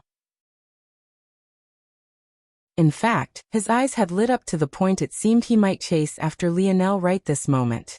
If they didn't know better, they'd think this battle freak was a member of the Brazinger family, while it was Simeon who was a member of Xanos Lavis family. They don't just have one of them. Adrin said, looking off into the distance. Well, my fingers are itching. Xanos said with a grin. Elilar rolled his eyes. Can you be a little less shameless? You almost died just now. Lionel very quickly closed in on his destination. The rain above still pelting down and the thick, rumbling black clouds growing as solid as the earth itself. He hadn't hesitated to take Adrin up on his offer. After all, there was no need to fight a battle he didn't have to. Plus, the value of whatever was up ahead was no small matter. This Lionel knew for certain. It was likely that Adrin was also aware, which was why Lionel had birthed a healthy respect for the young man as well. Lionel's forward momentum came to a grinding halt once again. But this time, there was no bowman nor was there any arrow. Visit. For the best no_vel_read_ng experience up ahead. As though a halo of heavenly light. There was a small hole in the dense black clouds. Compared to the kilometers of distance these storm clouds covered, this 10-meter-wide hole was like a pin drop. A ray of golden light descended from it, gently touching the surface of the water to create a scene that left Lionel completely speechless. All around, the raging tides of black water rose and fell, even crashing about the pillar of slightly slanted light. And yet, the waters that were graced by this light's touch were not only completely and perfectly still, but they had a beautiful sky blue color to them that made one think of clear tropical oceans one could see to the very bottom of. Within this beautiful, still and clear water was a single koi fish with gorgeous golden scales and fins so delicate and flexible that they looked like transparent silk fabrics soaking in the water. The koi fish was just 2 feet in length and was practically an ant in comparison to the colossal creatures Lionel had come across today. And yet it pulled him in while simultaneously giving him a sense of danger he had never experienced before. Beautiful. It was the most gorgeous creature that Lionel had ever seen. Let alone killing it, he couldn't even muster up the fortitude he would need just to harm it. It was like a delicate flower, the absolute last of its kind, radiating the beauty of its ancestors and carrying the weight of an entire species on its shoulders. For a long while, Lionel just stared, his heart gripped by something inexplicable that he couldn't even begin to express in words. Visit. For a better user experience, he was so enraptured that he didn't notice the grotesque, vile, and foul-smelling creature that raised its tentacle to his back. Chapter 999. Chapter 999. Lionel's pupils constricted. He felt his heart pump vigorously, and his veins suddenly double in size. Outside his control, his dream counter activated, pumping his body into a state of fight or flight. Without hesitation, Lionel blinked away. Bang! Lionel's eyes widened as he watched one of his valiant seals shatter into pieces beneath the might of a tentacle of blackish purple. Just like that, he was left with only 2 that he quickly brought to his side. His expression warped as he laid eyes on the monstrosity before him. Had it not been for his dream counter, considering the strength behind that strike, Lionel felt that he would have most definitely died. However, the most shocking thing was that for his dream counter to activate, something must have made his mind go murky. Lionel had many dream counters. One was to activate his instantaneous heal ability when he was on the border of life and death. A second one was the one that had activated just now. It was attached to a strand of internal sight that always monitored his surroundings and was detached from his conscious mind. This strand of internal sight's only job was to calculate the strength of an oncoming blow. If the blow was beyond what Lionel could handle, Dream Counter would activate and drive his body into an optimal state for escape. However, under normal circumstances, Lionel was aware of this process from start to finish. But this time he wasn't woken up until the moment his blood vessel dilated, and his heart began to pump wildly. Thanks to this, he was snapped awake. It made him realize that he had entered an odd trance just now, And it was all related to that golden-scaled koi fish. Visit. For a better user experience that said, Lionel didn't have the time to mind that koi fish now as this tentacle monstrosity before him was bearing down with a foul smell that he only just now registered. Without hesitation, Lionel used dream sense, splitting his sense of smell to the point it was dulled considerably. Brandishing his spear, he swept it forward, his wrist flicking several times as he retreated.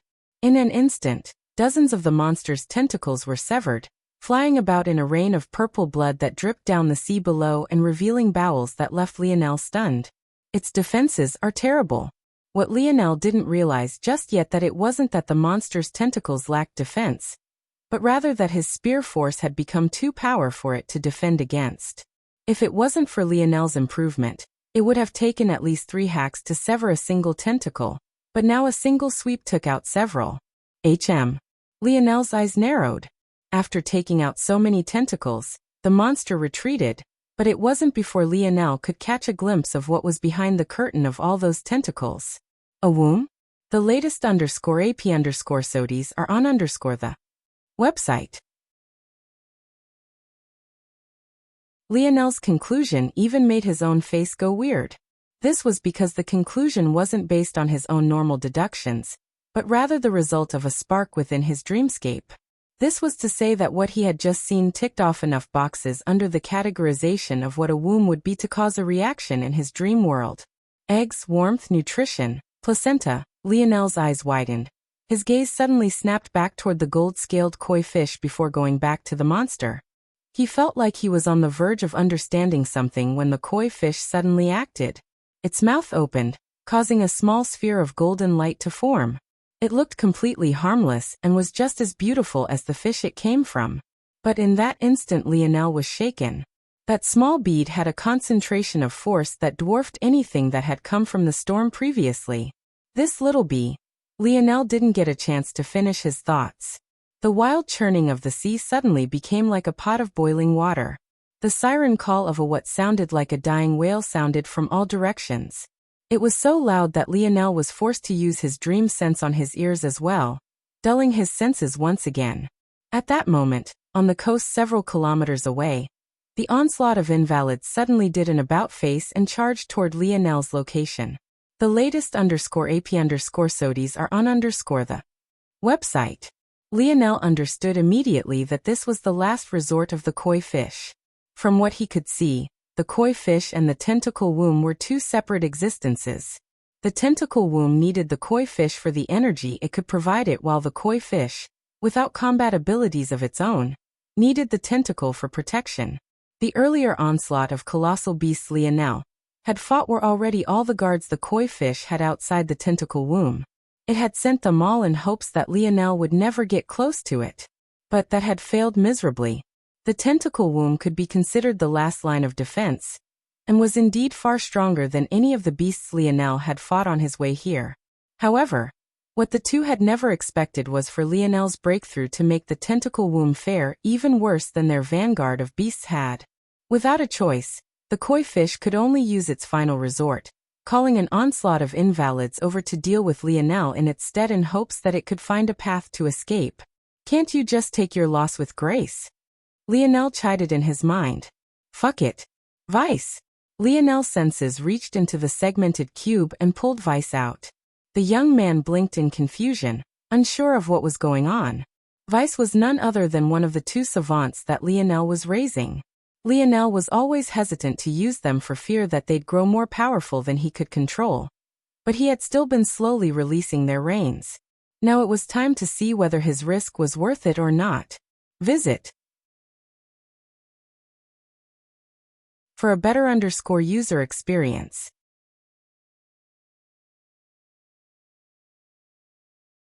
Chapter 1000. Chapter 1000. Vice and Candlevice was confused about what was happening, but sensing a threat to his life, he immediately reacted with all the strength he could muster, freezing everything for several kilometers in space as he took a step behind Lionel, fearfully looking around. Lionel's gaze glowed when he felt this. For one, Vice's ability no longer seemed to have any impact on him. This wasn't because Vice wasn't as good a savant as he seemed to be originally, but rather that his ability had barely reached a fifth-dimensional level. Thanks to Lionel's divine armor being constructed with evolution or as its core, what should have been his fourth-dimensional armor actually had the strength and abilities of a fifth-dimensional armor. Thanks to this, he was able to concentrate his spatial domain down to becoming the equivalent of a force skin, thus allowing him strong control over the space force around himself. This was all to say that Lionel was likely the only one not impacted by Vice's ability. However, even this was just the tip of the iceberg. Vice's ability wasn't as simple as a spatial lock. Its boundaries worked similarly to Lionel's Valiant Seal, and were like the borders separating two worlds. This meant that not only were all the invalids surging toward the two of them frozen, but this also meant that the invalids that had been rushing toward them could no longer sense the wild fluctuations force being released by the golden koi fish. Lionel whistled, feeling that savants were really the universal cheat code. If he wasn't restraining Vice's progress, just how powerful would he be by now? Lionel couldn't even wrap his head around it. Visit. For the best no_vel_read_ng experience. How long can you maintain this? Lionel asked Vice. Vice, who had been hiding behind Lionel, looked toward him with a blank expression. Every time Lionel looked into his eyes, all he could see was vacancy. With Candle, she at least had a normal range of human emotion. It was just that she tended to the extreme. However, after a long while of observation, Lionel felt that Candle might have grown up to be a perfectly normal girl, had she never been locked away. Now though, her trauma was a weight on her heart that was difficult for her to release. Vice, however, didn't have these emotions. And any emotion that he did show was just a reflection of what he saw around him, as though he was projecting what he thought others wanted to see rather than being his true self. If someone like Vice had grown up in normal society, he would probably be very charismatic and have a knack for manipulating the people around him. It was just too bad for him that his skill in this facet was stunted by his upbringing, thus allowing Lionel to see through him easily. Even now, while Vice was acting scared and hiding behind Lionel, he was only doing so because this was exactly what Candle would do if she was suddenly brought out like this. The more time those two spent together, the more of her personality that Vice imprinted onto himself. At this moment, though, Vice was looking at Lionel as though he couldn't understand the question. It was then that Lionel chuckled and understood. Stamina? That was something only non-savants had to worry about. Vice's look was as good as telling him that he had no time limit and could hold this indefinitely. He didn't have a concept of how long. Visit. For the best no_vel_read_ng experience. Got it? Then keep it up. Lionel brought out the surfboard and allowed Vice to stand on it so he could release his grip on the latter's shoulder. Then he also brought Candle out. As expected, seeing the dark clouds above, the frozen rain in the surroundings, and the giant tentacle monster to the side, Candle immediately shrieked and hid behind Lionel as well. Lionel's approach to dealing with Candle was much different than how he dealt with Vice. He gave her comfort and a few caring words almost immediately. He realized that this was his own bias shining through. After all, he felt that Candle was genuine while Vice was not. But for now he let things play out this way. He wanted to see just how Vice evolved from here. Maybe I shouldn't do this myself. I wonder if the dimensional verse has therapists and psychologists specialized in dealing with savants. But if they do, which of them can I trust? There was a hidden reason why Lionel had chosen to take the risk of raising two savants on his own. And that was his grandfather. Lionel simply didn't believe that his grandfather could be so cruel as to kill 99% of Earth's population for the sake of clearing out as many invalids as possible ahead of time, and yet leave such a hidden danger like these savants behind without cause or reason. There was definitely something about this choice that Lionel didn't have enough information to understand just yet. Visit. For a better user experience, Lionel patted Candle on the head until her tears were soothed and her breathing became even once more. I just wanted to let you out to experience the world. If you want to go back in, it isn't a problem. Just let me know. Candle sniffled and looked around, her shoulders shuddering when she saw the tentacle womb. She stretched a hand out and caused a massive mirror without borders to appear in the sky, blocking the view of the monster. Only then did she relax. When she swept her gaze around and saw the koi fish, Her eyes lit up. So pretty, Lionel smiled. You two stay here, I'll be back. Okay. The two replied at once. The surfboard hovered just a foot over the dark waters, allowing Candle to sit and glide her feet about it. The latest _AP_SODIES are on the website. Lionel appeared on the other side of Candle's mirror and observed the tentacle womb. He could tell that it was struggling to move away, but it couldn't no matter how hard it tried. The abilities of savants were truly too sick. Such a powerful creature couldn't even lift a finger to stop it. Can this tentacle womb clone creatures?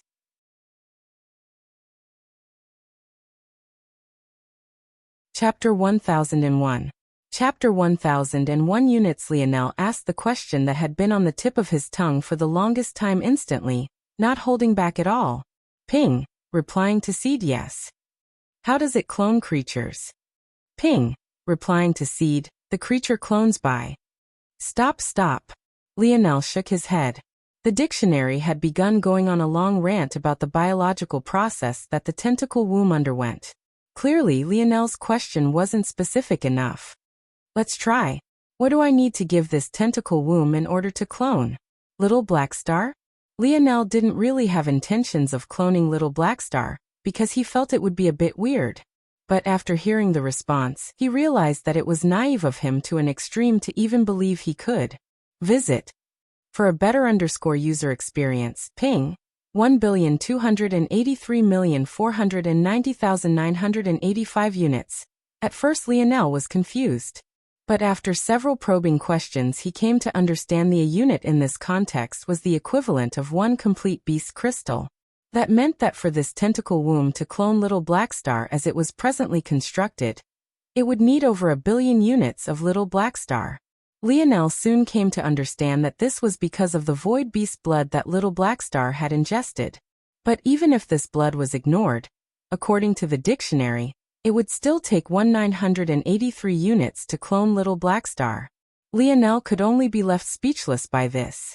For one, the value of void beast blood had suddenly become very obvious to him.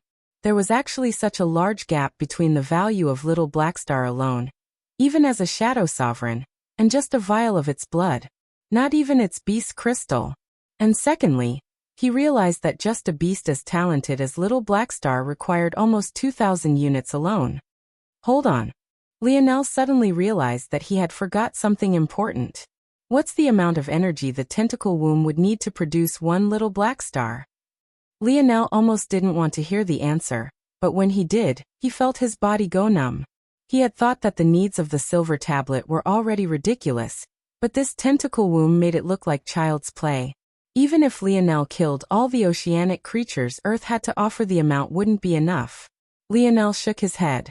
He hadn't considered one other thing as well. The latest _AP_SODIES are on the website. This was all theoretical. Just because the dictionary calculated that the tentacle womb would need this amount, that didn't mean that the tentacle womb would survive swallowing such an amount. In fact, Lionel's next question confirmed this perfectly. So that's how it is. As of right now, the womb's limit is producing fifth-dimensional creatures. It needs to consume 13 units to reproduce. If I tried to make it clone a creature worth 14 units, it wouldn't be able to ingest it properly, and would even end up hurting itself. It's no wonder the creatures it cloned were so small and weak comparatively speaking. That's its limit. The swordfish was worth about 3 or 4 units at most. The question becomes, then how do you find creatures close enough in identity to count as units of one another? This was the next problem Lionel ran into. These so-called units implied that you needed to swallow creatures that were nearly identical in species and ability. But how was such a thing possible to find? Even among those sharing the same species, their abilities could vary wildly. Even if this tentacle womb could handle cloning Black Star, and Lionel was willing to do it, the current Lionel only had 1 unit of Little Black Star, and didn't even know where else he would find another Shadow Sovereign mink. How the hell would he even start this journey? It made no sense. But clearly, there was something he was missing, or else how had the tentacle womb created so many swordfish? Was there really a school of identical swordfish out there? What was he missing exactly? At that moment, Lionel's gaze suddenly sharpened as he thought of something.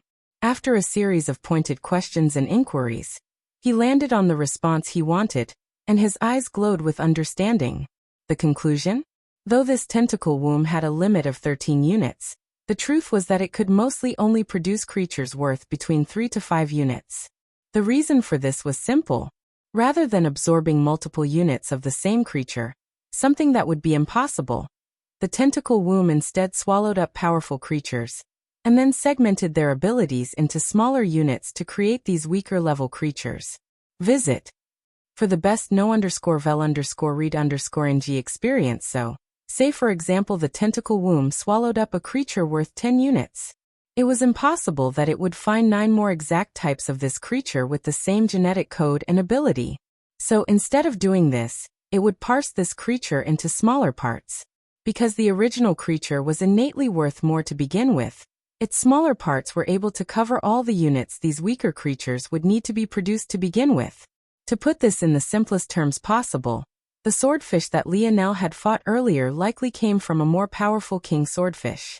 Unable to reproduce this king swordfish, the tentacle womb instead divided the king swordfish up, so that it would be worth multiple units of the weaker creature it eventually came to represent.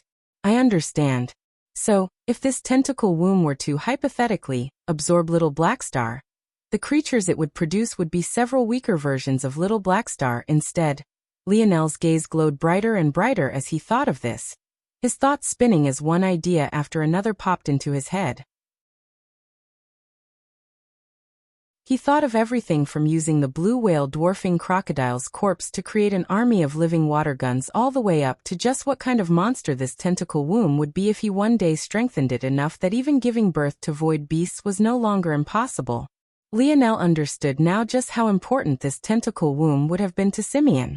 If it was paired with the latter's genetic modification ability, it would be like giving wings to a tiger.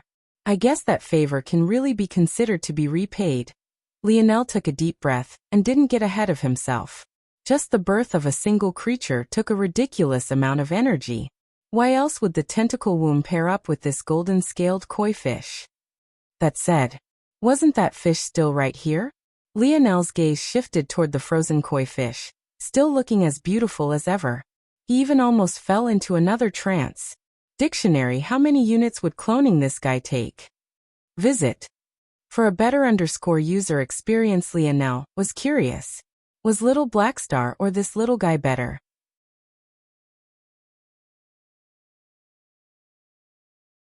Chapter 1002. Chapter 1002 Energy Purification. Ping. 3923 units. Lionel's eyes opened wide in shock. This little fish was 30 times more valuable than Little Blackstar? At least the Little Blackstar before he ingested the void beast blood. Lionel appeared around the halo of the golden-scaled koi fish, his mind running in overdrive.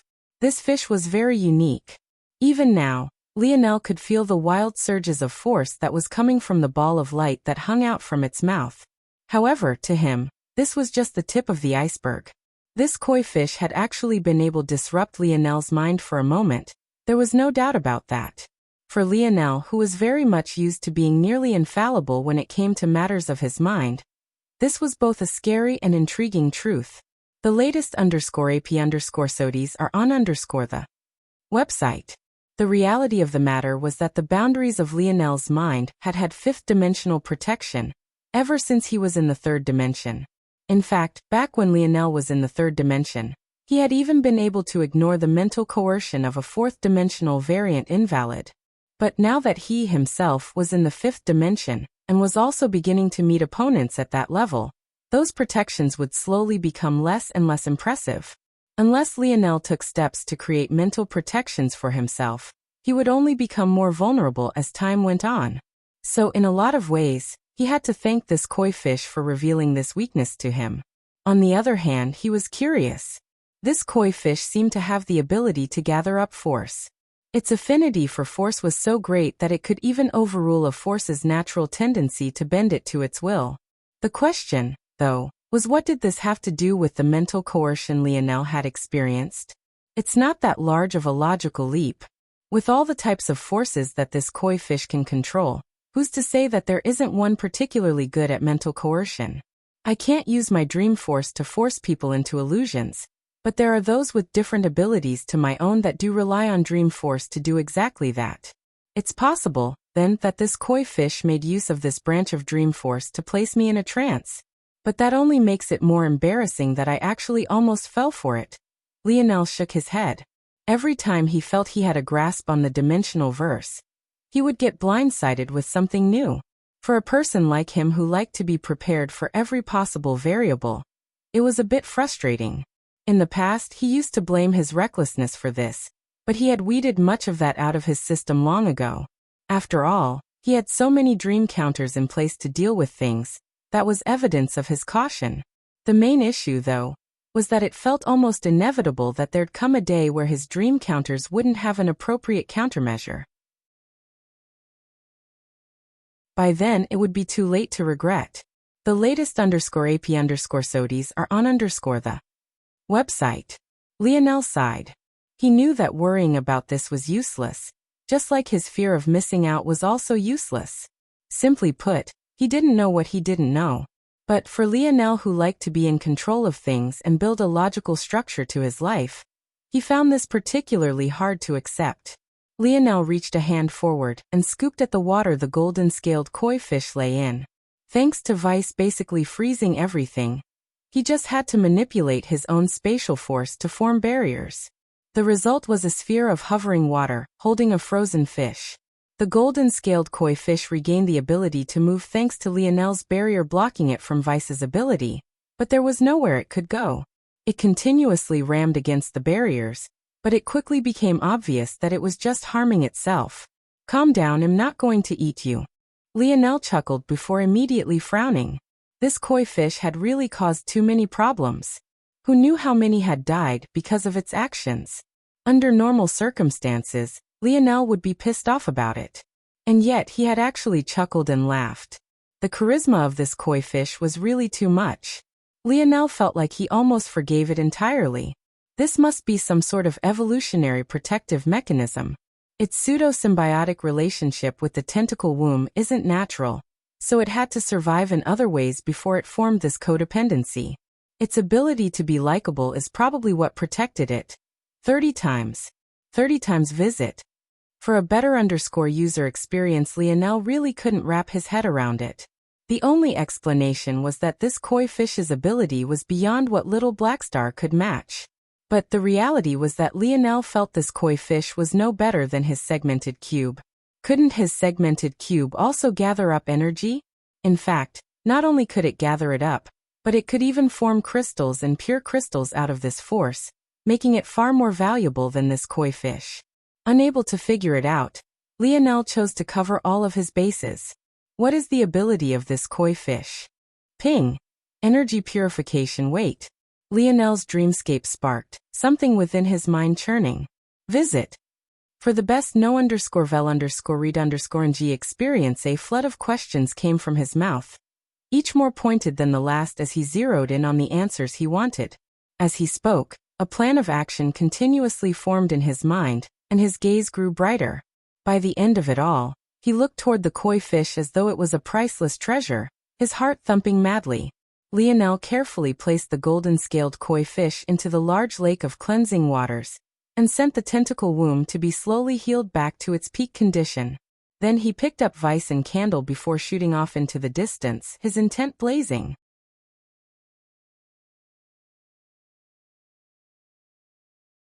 Chapter 1003.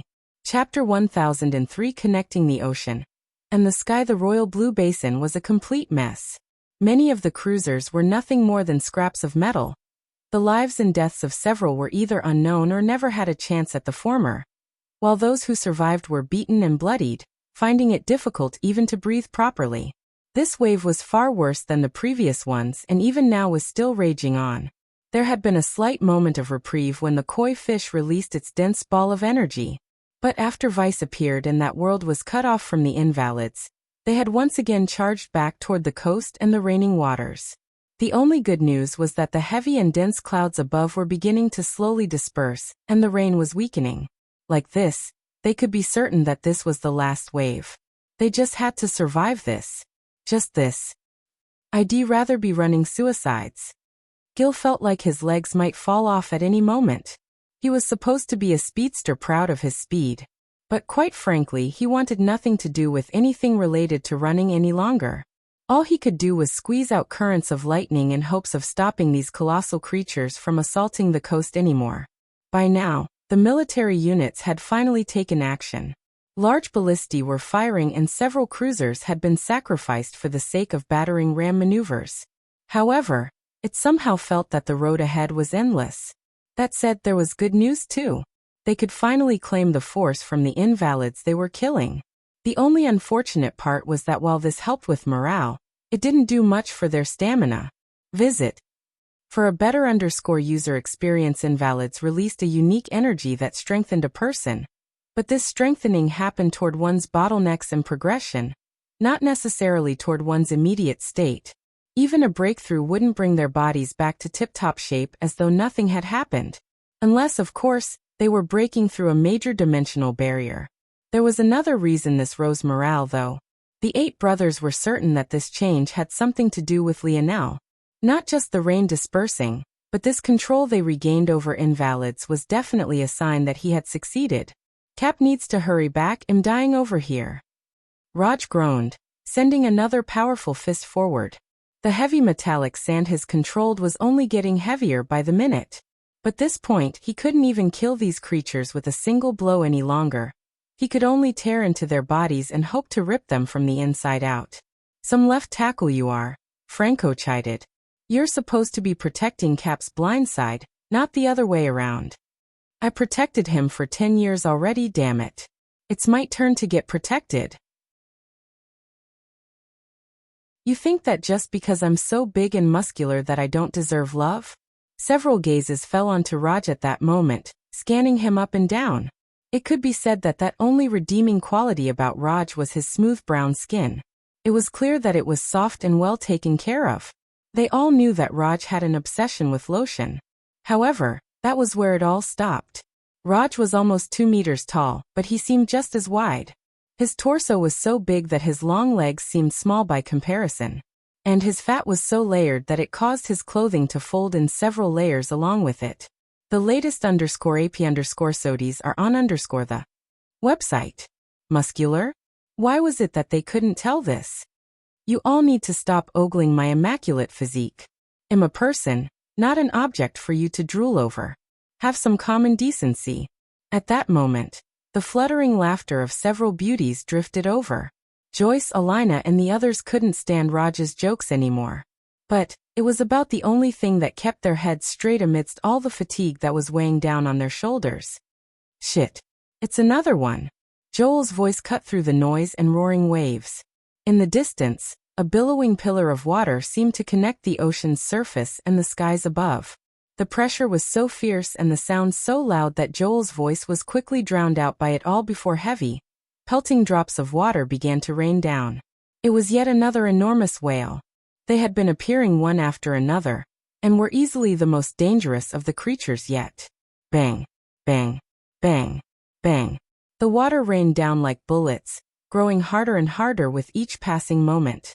In the distance, a soldier who didn't get out of the way in time was hit head-on, his skull being driven into the deck of his cruiser. By the time the water dispersed and his face was revealed, a large dent was left in his head as his eyes stared vacantly into space. Dead. Milan. Joel roared. Visit. For a better user experience already on it. Milan clapped his hands together, the last dregs of his force being dragged up as he roared with everything he had. His energy shield exploded in size, growing from 2 meters to hundreds of meters in the blink of an eye. Veins popped up across Milan's forehead, blood seeping between his teeth as he tried to force his energy shield to grow in size. However, as it grew, it also became thinner, causing the heavy droplets of water to crash through, shattering some sections into pieces. Milan continued to hold on, his blood silently falling into the ocean beneath him. His own energy shield began to fuse with that of others with similar abilities. Large sections of defensive formations glowing blinding lights as they lifted into the sky. Right then, though, the worst-case scenario occurred. A second pillar of water connected the ocean to the skies. But this one came from a completely different location than the first. A second whale had appeared. And just behind it, there came a third. Just 2 today.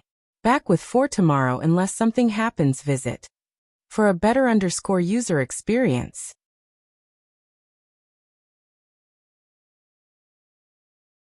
Chapter 1004.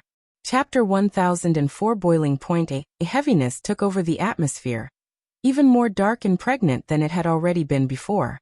Just a single volley of this heavy rain had already taken so many lives. It was impossible to imagine a scenario where they could truly survive such an onslaught. These whales came from the truest depths of the ocean. Their skin was so pale and sickly that it was impossible to conclude that they had ever seen even a drop of sunlight in their lives. But this was also what gave them impossibly strong bodies. Not only were their walls of tough, rubbery skin and thick blubber nearly impossible to penetrate, but their bones were used to the high pressure of the ocean's deep waters. On top of this, their bodies were also suited to dealing with rapid changes in this pressure, and had adapted such that they could use this to their advantage.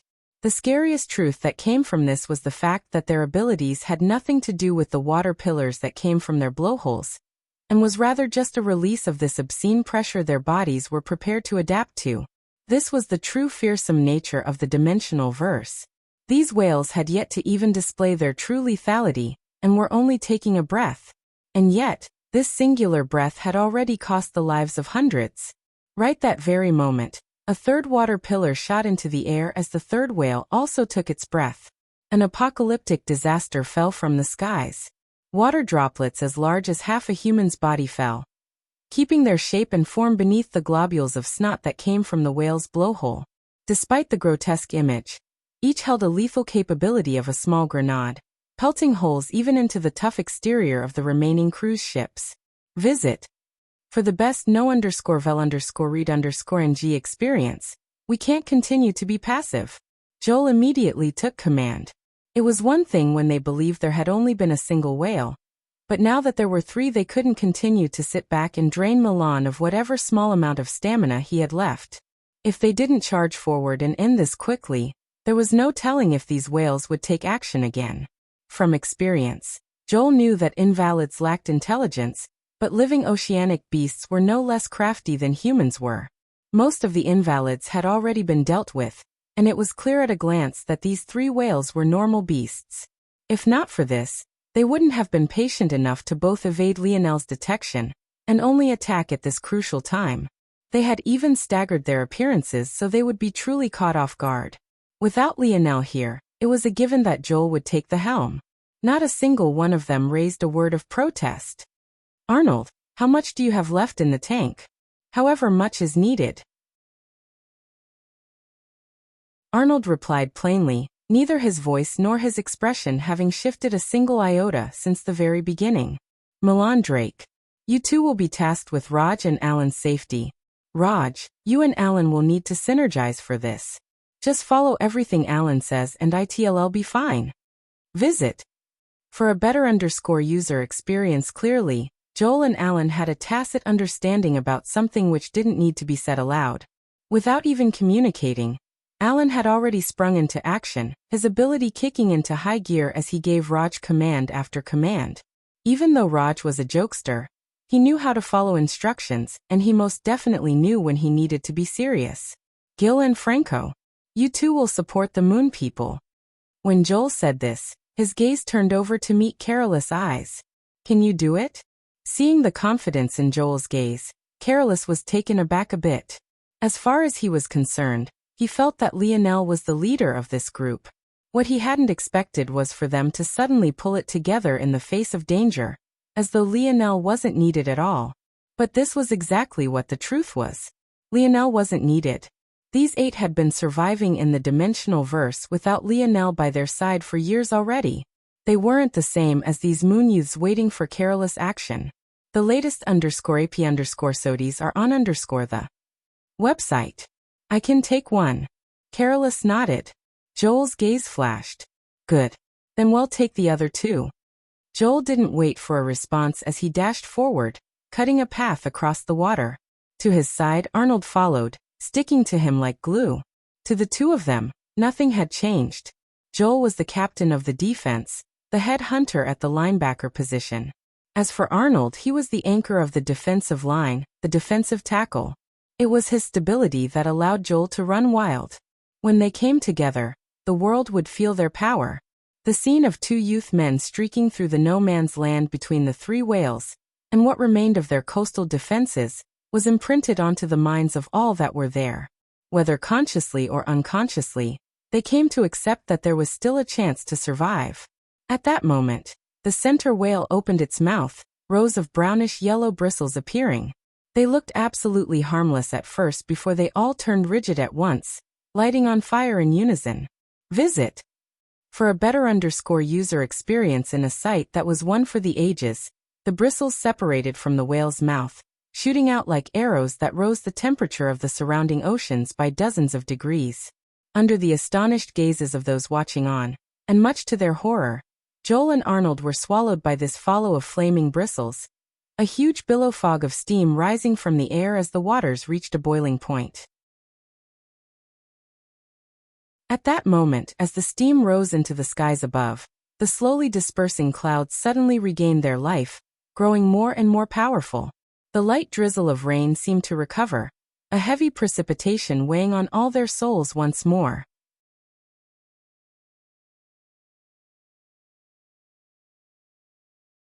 Chapter 1005. Chapter 1005 ready? Not good. Carolus' pupils constricted. He had thought that they would charge together, but Joel and Arnold had actually gone ahead on their own. But that wasn't even the main problem. Even if the two managed to come out unscathed, the battlefield had completely changed with the billowing steam. Let alone the fact they would need to protect themselves from the boiling steam. But their vision would also be obstructed, making it more difficult to coordinate their movements. Within the third dimension, hot steam from freshly boiled water could already cause severe burns. Fire hot enough to boil fifth-dimensional waters were even more exaggerated. It was like Joel and Arnold were under a perpetual deadly assault from all sides. Damn it. Stay here. Carolus made a decision, about to dash forward. Don't go. Franco and Gil stopped Carolus. The two were practically mortal enemies usually, however at the moment, they had a tacit understanding. Joel had told them to help Carolus and the other moon people, but there was a clear hidden meaning behind his words which was quite simple. Don't let them mess anything up. At that moment, two shadows suddenly surged out from the fog. No, it wasn't that they had surged out of it. The steam had grown far too tall and covered a space far too wide for that. Instead, they had dispersed the steam around them, their force billowing like a raging torrent. Visit. For a better user experience, Arnold took the helm. Universal force, the likes of which made the very ocean surface itself tremble for several kilometers, rising out from him. Images of a trembling asteroid belt rotating about a golden moon hung high above his head, illuminating the endless fog in his image. His large palms shook, the energy around them growing in size to the point it dwarfed the head of the whale beneath his. His expression went from indifferent to ferocious. It was the kind of look that had always been hidden beneath his football helmet on the field, but was now displayed prominently for all to see. It struck fear in their hearts. It made blood run cold. It made the wind itself turn still, hanging in the air as though purposely waiting for Arnold's next action just so that it could escape. Bang! Right then, the palm descended, deforming the head of the blue whale into the form of a hand and 5 fingers. The sound alone was loud that it drowned out the thunderous booms of the clouds above, and the devastation was so potent that the left and right whales were sent sprawling just by the ocean waves alone. However, Arnold himself wasn't satisfied with his strike. He could tell that the whale's skull hadn't given way beneath his power. In fact, though its head had deformed, much of that was just its thick skin and fat being displaced irregularly. That said, Arnold's strike wasn't useless. It stopped the fire bristle whale from being able to send out another strike immediately. Not only had it been sent several hundred meters into the water below, but whales had brains as well. It most definitely wasn't immune to being disoriented and concussed. that left just enough time for Joel to prepare his own strike. Like clockwork, Joel appeared by Arnold's side, both of them riding atop the massive wave the latter's attack had caused. Joel's dark skin danced with light as he concentrated strength within his halberd. Space trembled and cracked as his forearm flexed, keeping a tight control. The latest _AP_SODIES are on _the website. Suddenly, he opened his eyes and smiled in Arnold's direction. Just like old times, huh buddy? Arnold's expression, having returned to an eerie calm. But his words came out smoothly. I pinned them down. Joel's smile turned to a grin. And he'll take their heads.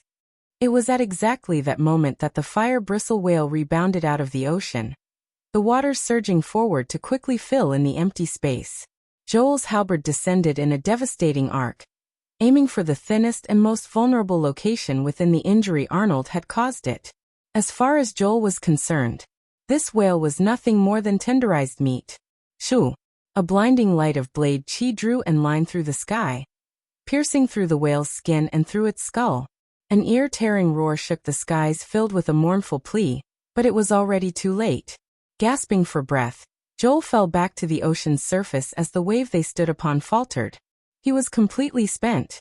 Even before this attack, he had already been running on nearly empty, but now it was far worse. His lungs felt like he was breathing in the very steam fog that had threatened to char him to ash just moments earlier. Visit. For a better user experience, Arnold caught Joel by the arm, helping him to stabilize himself as they retreated. As the coarse and foul blood of the fire bristle whale began to pool in the dark waters, the two young men suddenly found themselves having their auras locked onto by two extraordinarily enraged whales. What they hadn't been aware originally was that these three whales were actually brothers.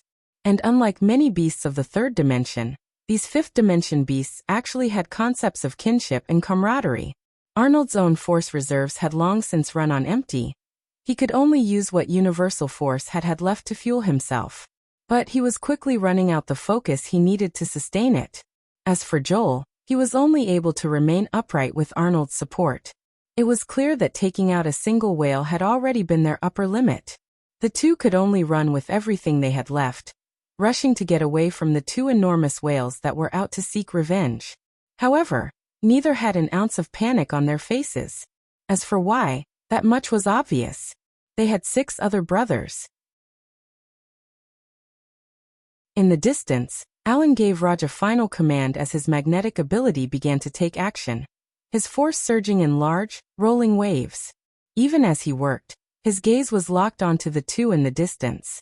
Around Alan and Raj, Drake continuously fired at the large droplets of water falling the skies, bursting the mucous membranes and rendering their lethality useless. Ready. Visit. For a better user experience under Alan and Raj's prowess, a crude railgun rose up from ocean's surface, its menacing tip aiming for the whale closest to the running pair.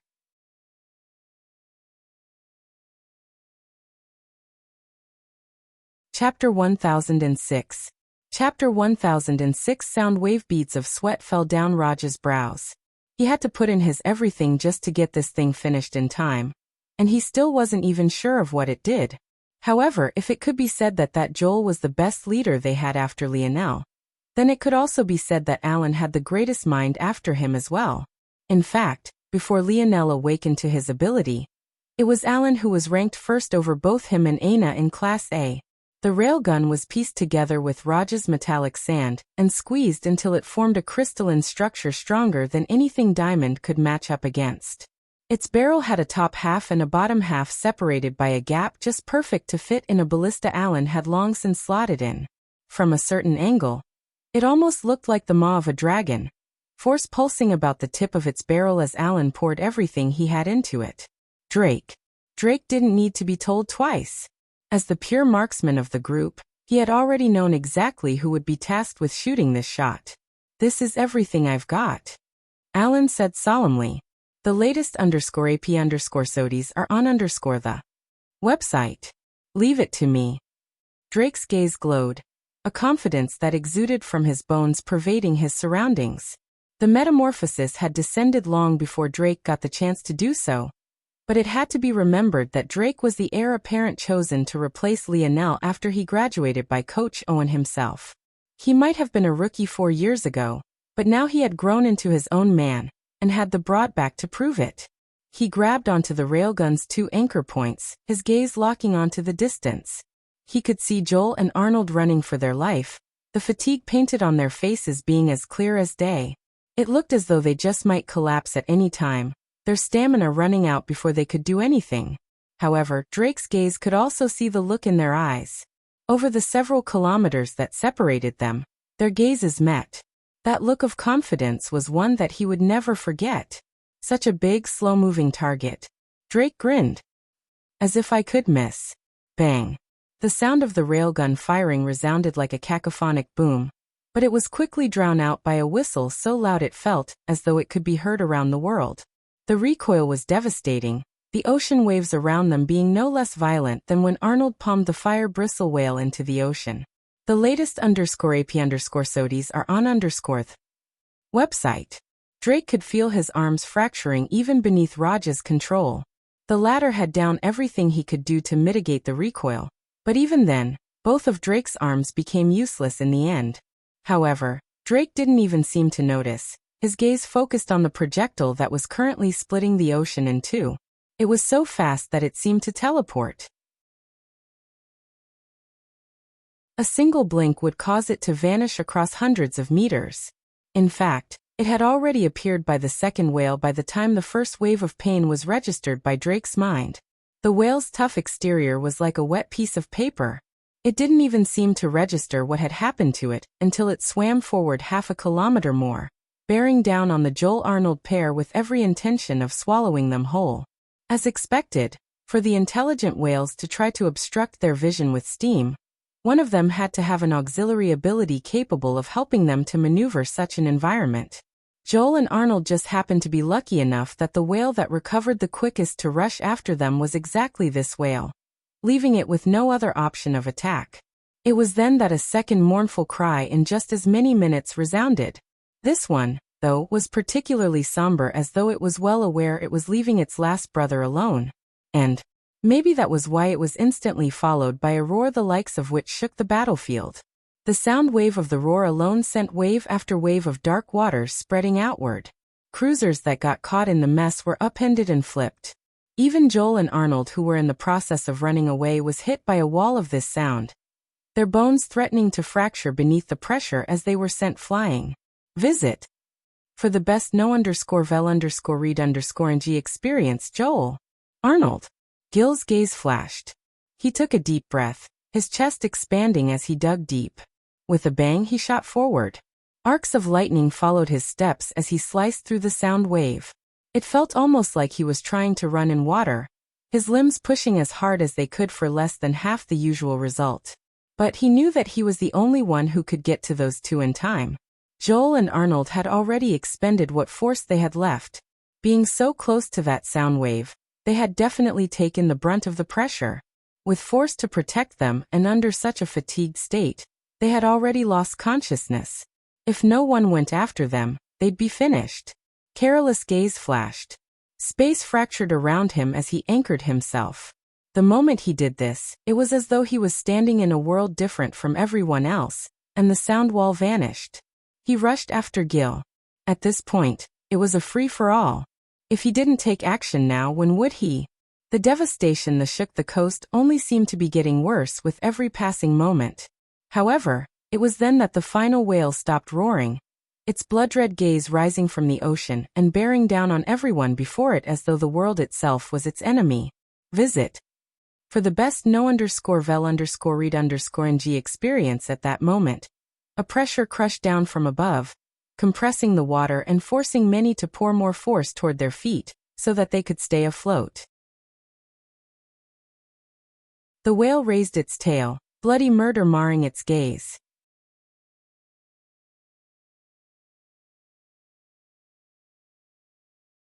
Chapter 1007. Chapter 1007. Halt. The sudden shift in the gravity caught many completely off guard. Those that were unable to react in time found themselves forced beneath the ocean's surface, struggling to swim back up to no avail. Panic took hold of the coastal defenses once again.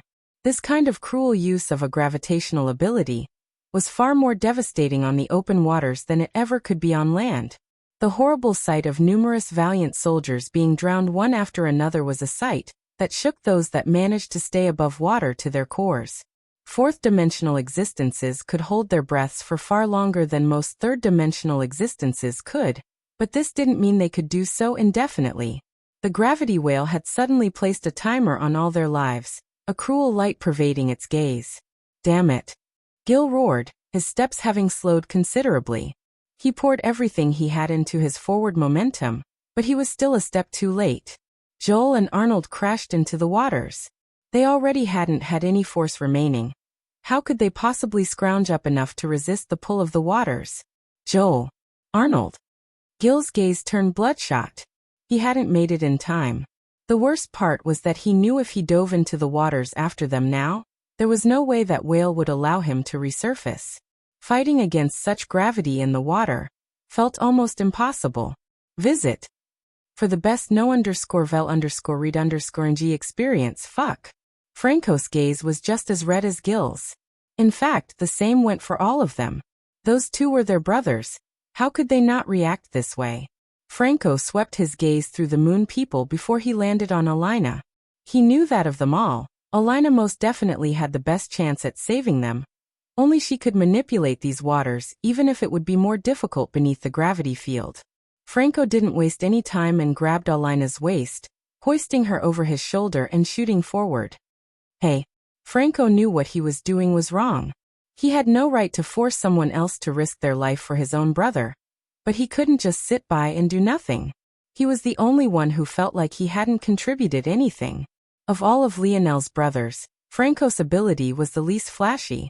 All he had was the strength of his body, but he had worked it to the bone. If he couldn't blast through this curtain of gravity, then what good was his strength to begin with? I'm sorry, Franco said as he shot ahead. But I can promise you that if one of us is going to die, it will be me. If the both of us are going to die, it will be me first. Alina, who had been caught off guard by Franco's actions and couldn't muster up the strength to fight back against his power, obviously not expecting one of their own to suddenly scoop her up like this, stopped resisting when she heard this. The words resonated with her heart. The latest _AP_SODIES are on _the website. Don't worry about me. Alina called out to her teammates, letting Franco carry her instead the distance. If anything happens to her. Joyce couldn't push through the curtain of gravity as easily as Franco could. Without anyone to turn her rage on, she turned a red gaze toward Milan and the others. But what she found there was shocking to an extreme. All of them who remained, Milan, Drake, Alan, Raj, each and every one of them lowered their heads in the direction of the moon people. Even without saying a word, their sincerest apologies were as crystal clear as a blue sky. Despite not seeing their gazes, Joyce, who had been stunned into silence, could imagine them. She could sense a resolve that came even without them saying a single thing. Though Franco's words hadn't managed to reach her ears as they had been for Alina and Alina alone, Joyce could tell that these four who remained had the resolve to take their own lives should anything happen to her. Whatever rage Alina had deflated like a leaking balloon. She couldn't find it within herself to be pissed off any longer. Franco's muscles pumped and pulsed.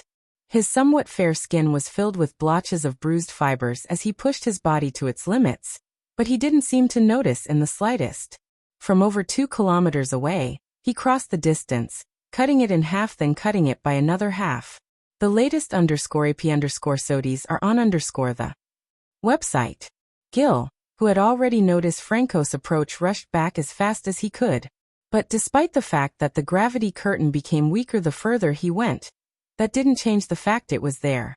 In the time it took Franco to cross almost 2 kilometers, Gil had crossed just 100 meters. But it was still enough for them to meet. Franco's face was covered in sweat, his cheeks even becoming somewhat hollow. All the nutrients in his body seemed to have gone to his limbs, pushing him forward one stride at a time. Without a single word, Gil clasped a hand to Franco's shoulder, pouring speedster lightning force into him. Franco tossed Gil over his other shoulder and shot forward again, his speed more than doubling what it had been before. However, the strain on his muscles only grew worse. His muscle fibers tore, his bones threatened to fracture, and his knees grinded against one another, thinning his cartilage one layer at a time. Alina! Franco gasped out. He entered the general area of where Joel and Arnold had been forced beneath the water. I've sensed them already. I got it. Alina replied, not trying to move from Franco's shoulder. She was under no illusions that she could survive beneath this gravity curtain without Franco's support. I got them. I got them. In the distance, the looming gaze of the gravity whale hung like two crimson orbs. After it had activated its ability, it seemed to have lost the ability to move, its rising tail having long since come to a halt. Visit. For a better user experience.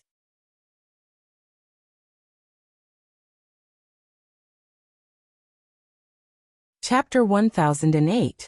Chapter 1008 Fuck You, bonus chapter. Veins pulsed through Alina's delicate brow, her face reddening beneath the strain as she released a low shout. Joel and Arnold were ripped out of the waters, their consciousnesses still not having been regained. Panic took hold of Franco's heart as he wondered just how much water they had swallowed, but he didn't have the luxury of finding out now. He needed to bring everyone back. Franco dug deep, pulling out everything he had. He stacked 2 people to each one of his shoulders, taking heavy steps back toward the coast. Every time his leg rose and fell, violent ripples of water would surge through, forming tall waves that drenched him through from head to toe. Blood leaked between his teeth as he stomped back. He knew that the gravity whale was behind him, but he also knew that it had a choice to make. If it moved, the curtain of gravity would vanish as Franco had enough distance to shoot away. However, if it didn't move, then Franco would just continue adding to the distance between them. Even if he had to turn his bones into dust, he would bring them out of here. Unfortunately, what actually happened was far out of their expectations. The curtain of gravity suddenly shifted as the whale's tail twitched. As though it was playing a cruel game with them all, the range of the curtain shrunk and began to concentrate on Franco. Bang! Unable to control what was happening, Franco fell to a single knee, feeling as though his bones had splintered. The pain was so excruciating that the blood vessels in his eyes popped, filling his whites with a crimson hue. Franco roared, pushing himself back up inch by inch. But, visit. For the best no_vel_read_g experience. Bang. The gravity curtain multiplied again, slamming Franco's knee back onto the waters. It was a cruel fate. Franco had no choice but to coat his knee with force to stop himself from sinking. But it was also exactly this rigidity that was harming him. Yet he had no choice but to accept it. At that moment, Carolus, who had been trying to force his way over as well, but had been stalled by the gravity curtain, watched on with bloodshot eyes. Gravity was a perfect counter to his spatial affinity, as they were inextricably linked to one another. This gravity curtain made it almost impossible for him to crack space like he usually did, especially since this whale was in the 5th dimension while he was not. Bang! Franco couldn't stop his second knee from hitting the water. He tried to keep his back as straight as possible, but even that was beginning to bend. Alina gasped for breath, his stamina having been drained to its limits. Every time she tried to control the waters, it would gurgle and ignore her. This was the first time she had ever experienced such a thing in her life, but it was also because she knew she had pushed herself too far to pull Joel and Arnold out. Fuck! Franco's teeth cracked beneath the power of his clenched jaw. He pushed himself as far as he could, but no matter what he tried, he couldn't seem to rise back up. He could feel his vision swimming, but his will was raging like an endless torrent. His mind was repeating just a single thought. He wouldn't stop until he died, until his nerves gave out, until his brain shut down, until his heart burst from pumping too hard. He wouldn't stop pushing. Franco roared to the point his throat was torn to shreds. However, this pain seemed to be like an escape from everything else he was feeling. The latest _AP_SODIES are on the website. Under astonished gazes, he rose back up to a knee, his toes bending and his ankles arching as he pushed his body forward. Even if he couldn't stand to his feet anymore, so what? He could still push himself forward like this. Franco could feel an endless torrent of force coming to him from Gil. He knew that Gil was also at the end of his rope, scrounging up whatever small bit of wool he had left to try and support his supposed enemy. It was only Franco that was well aware that he would have run out of force long ago, if not for Gil's sacrificing as well. The whale's gaze flashed, a furious light entering its eyes as though it couldn't believe the audacity of these ants to still continue struggling. But if they could barely survive against this, what would they do against its true strength? Bang, bang, bang. Franco could no longer lift his knee, nor could he keep his back straight. His face crashed into the waters, feeling like a resounding slap to the face. I can't. Franco held the four up on his back, coating his forehead with force and using it to push himself forward. It was the kind of scene that made one's blood boil with rage and indignance. The rage of the whale was no less, though. It felt as though its ploy to play these humans to death continuously slapped his face, making it absolutely furious. It wanted nothing more than to crush these humans beneath its enormous weight. It opened its mouth and roared again. But beneath the suppression of its gravity curtain, the waves couldn't even rise up. A sonic boom of sound shattered their eardrums one after another, threatening to rip Franco to pieces. Without being able to be sent flying, the strength of the sound wave couldn't be dissipated and Franco was forced to take on the brunt of it, his mouth coughing up several mouthfuls of blood. He felt his vision swimming as something within him snapped. The last dregs of energy Gil had was already sapped clean. What Franco hadn't noticed was that it was also Gil's lightning that kept his mind awake. But the moment it ran out, for a better user experience, Franco collapsed, the weight on his back pushing him into the waters below. However, just when it seemed that their heroic tale would truly end here, a hand reached down and touched his shoulder, shrouding him in an energy shield that seemed to render the gravity curtain completely useless. Carolus' pupils constricted. Who is that? The young man lifted Franco and the others up and out of the water, his gaze filled with a furious light as he gazed toward the gravity whale. From top to bottom, the young man was coated in a beautiful blue light. It surrounded him like a halo, making him seem like a deity descended from some world above. Fuck you, the young man said coldly. He reached out a hand, causing the whale to suddenly become enveloped by an energy shield of blue that was eerily similar to the halo that surrounded him. Caught off guard, the whale couldn't react in time. It found that its gravity curtain was suddenly concentrated in its immediate surroundings, its own power being turned against it. Its flesh collapsed and a pained howl left it. Unfortunately, even the sound wave rebounded against the barrier, causing its own voice to tear at its skin. The young man's hand rose up high, lifting the whale that must have been almost a kilometer long as though it was nothing more than feather. Then, he squeezed. The energy shield of blue morphed, forming spikes that pierced the whale's body through. Its harsh cry turned to gurgles that eventually died out completely. All that was left was an energy shield hovering in the air like a sack of flesh and blood. The latest _AP_SODIES are on the website.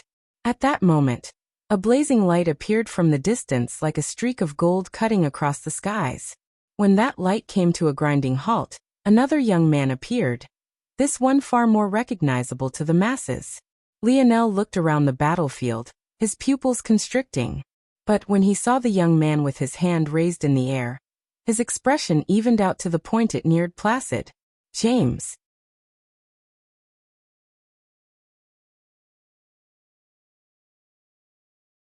Chapter 1009. Chapter 1009. Vale. James Bennett. Much like the rest of the talents of Earth, he too had taken advantage of Earth connecting with the wider dimensional verse to explore what lay beyond their world as well. He hadn't ended up going to the same location as the rest of his former teammates and instead ended up elsewhere. The result was him only recently returning. He had, of course, chosen to come to the coast much like all of Earth's talent had. And he happened to run into this situation the moment he had. Regardless of how he had fallen out with Lionel, the fact remained that these were his brothers as well. They had all grown up together from the time they put their first football pads on to the day they won their last championship. How could James sit idly by and watch them die? Let alone sitting idly, James was actually infuriated, and he took it all out on the whale instantly. What he hadn't expected, though, was for his appearance to coincide with Lionel's own so perfectly. Lionel was just a half-minute later than him, or else maybe their roles would have been completely reversed. James was quite used to seeing those eyes of Lionel by now. As Lionel's best friend for over a decade, he had long since come to know Lionel's personality as well as his own. In fact, he wasn't even sure if Lionel understood himself as well as he understood him. Visit. For a better user experience, everyone thought that Lionel was a nice guy who had a bright smile for everyone, but James knew better. He knew that Lionel was a man who was measured in the way he acted, and would only make a move when it benefited him the greatest while costing him the least. This was how he moved through life, constantly weighing and balancing things to optimize everything for himself. That gaze Lionel was giving him now was the very same one he gave to anyone he knew nothing about. It wasn't coldness, it wasn't rage or anger, it wasn't even indifference. It was just a placid, vast and endless abyss with a depth impossible to see and a steadiness impossible to match. He would use those eyes to mark down every little detail he could about a target. Only when he was confident in his assessment would he make a move. But the trouble was that Lionel should already understand James well. Giving this sort of look to a young man who should have been the greatest friend you had ever had hit differently. It was worse than experiencing a cold glare, one filled with rage, or even indifference. It was as though Lionel was pretending like he had never known the person before him. Flashes of what happened the last time the two met took hold of James' mind. His father had asked him to stall Lionel, so that he would end up caught.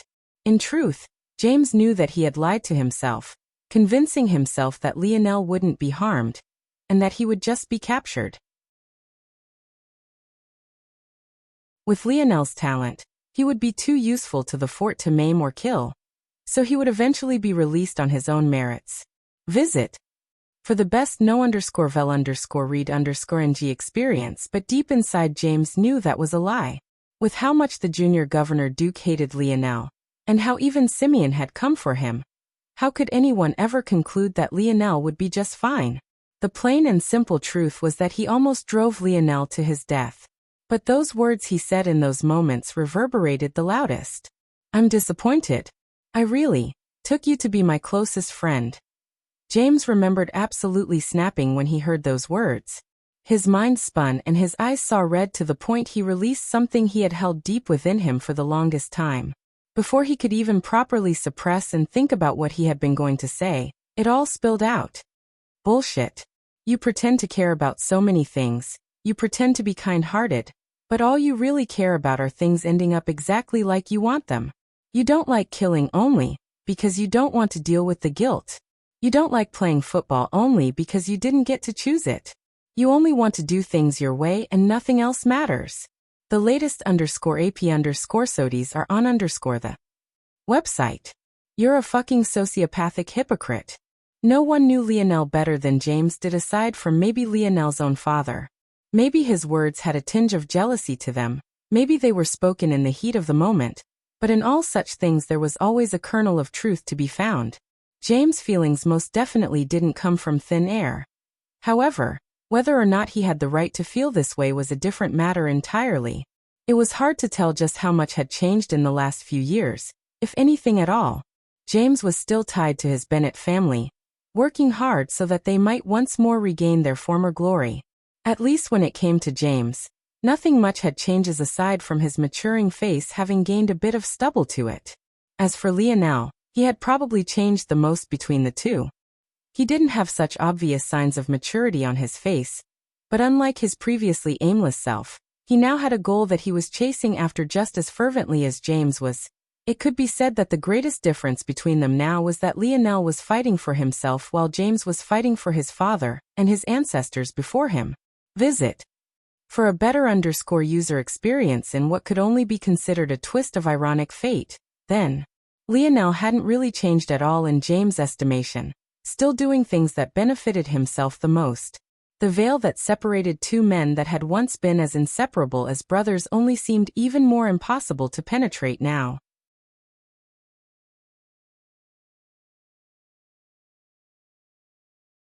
Chapter 10:10.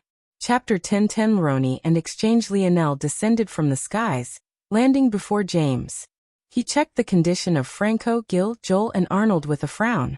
When his gaze finally landed on Alina, he realized that she must have been a person of the moon, and he felt a tinge of gratefulness in his heart. Finally, he looked up and met James' gaze. He could still remember that Coach Owen had told him that he should forgive and reconcile with him. But as easy as it was for Lionel to turn his emotions off when it came to a person, turning them back on was a tall mountain to climb. It was almost like his natural resting state was unbothered and unmoved, while rising up from this level took effort. As for this effort, those he had deemed unworthy of it would never get it again. "Thank you for saving them," Lionel finally said.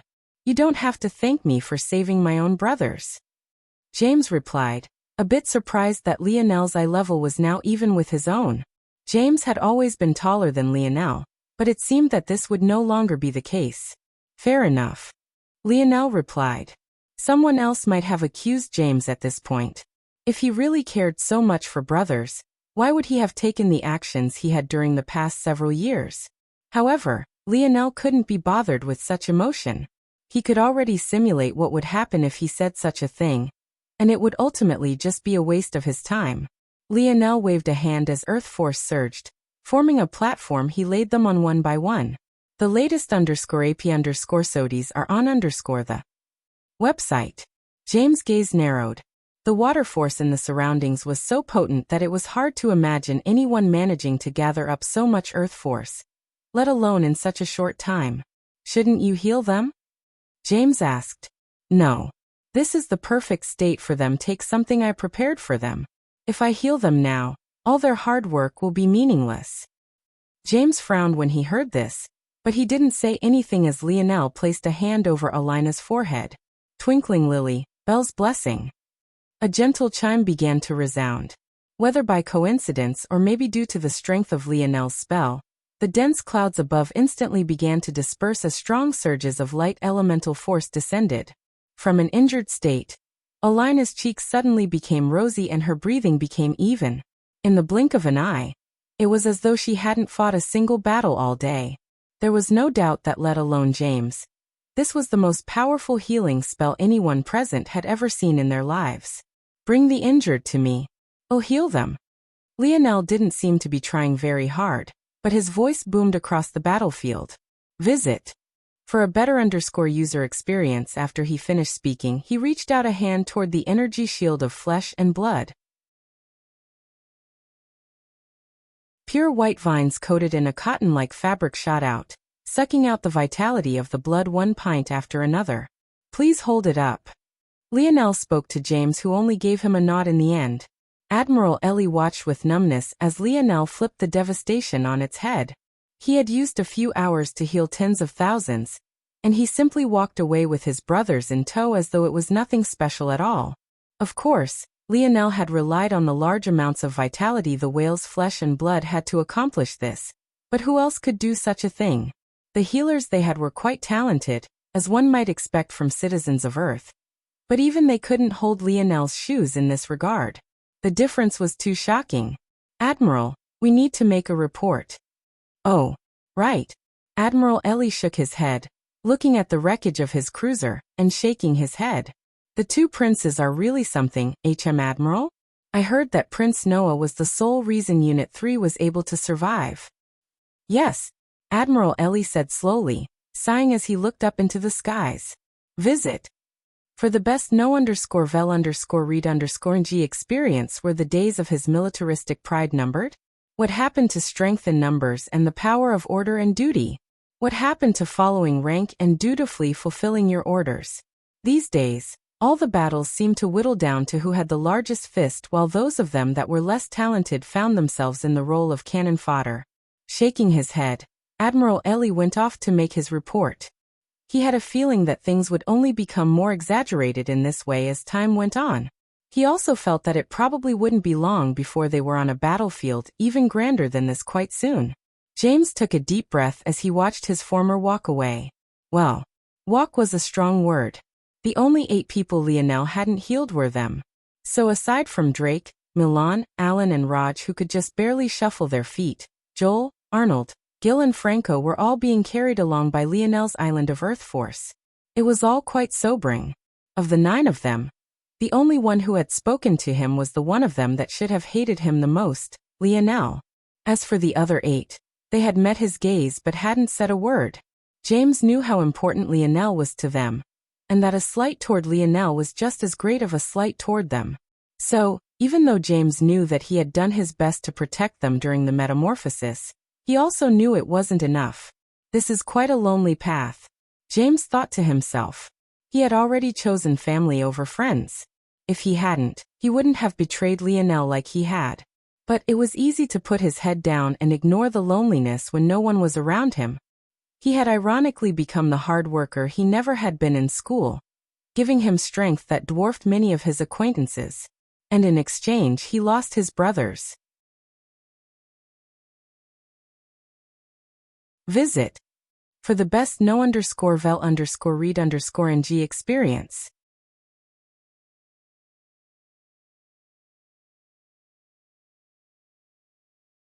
Chapter 10:11. Chapter 10:11. Stone. The groans resounded throughout the segmented cube to Lionel's laughter. He was quite used to his teammates groaning like this, but usually it was thanks to the expert hands of a beautiful masseuse. However, this time it was for something much less satisfying. And rather than groaning, it could be said that they were screaming. The bone-burning rose was truly working its magic, and because Lionel hadn't allowed them to heal even the smallest bit, the results they were gaining were excellent. As though that wasn't bad enough, Lionel had thrown them all into the 6th-dimensional cleansing waters at the same time. And in a feat of true sadism, the bone-burning rose concoction that Lionel had given them had cleansing waters as part of the ingredients, making it feel as though their throats, stomachs and intestines were being burned from the inside out. Not only were the impurities of their bodies being weeded out one after another, but their foundations were being strengthened inch by inch. If Lionel wanted to help his brothers blaze through the 4th dimension, he didn't need to go through all these problems. After all, with the silver tablet, he could loosen any bottlenecks they faced. However, Lionel knew that the silver tablet wouldn't be able to help them to the very end. After all, even now, it had its limitations. For example, the amount of energy it took for Lionel to undo a bottleneck versus someone far less talented were vastly different. The less talented a person was, the more energy it would take. After a certain point, the effort put in wouldn't match up to the rewards gained if things continued like this. The latest _AP_SODIs are on the website. Thus, the best course to take wasn't relying solely on the silver tablet, but rather instead combining its use with natural treasures that could keep their foundations firm and steady. Lionel had learned firsthand the benefit of patience and consolidation. After staying in the 3rd dimension for so long, his foundation had greatly benefited and his strength displayed that in spades. He wanted the same for his brothers, so they would have to experience a bit of pain first. After checking that their situations were stabilized, Lionel nodded to himself. Under lesser circumstances, the harsh reality was that his teammates would be in danger of dying. But with all the equipment of the segmented cube, Lionel didn't feel the need to worry about this at all. There were too many fail-safes in place. It seems like Franco will gain the greatest benefits from this, but that makes sense.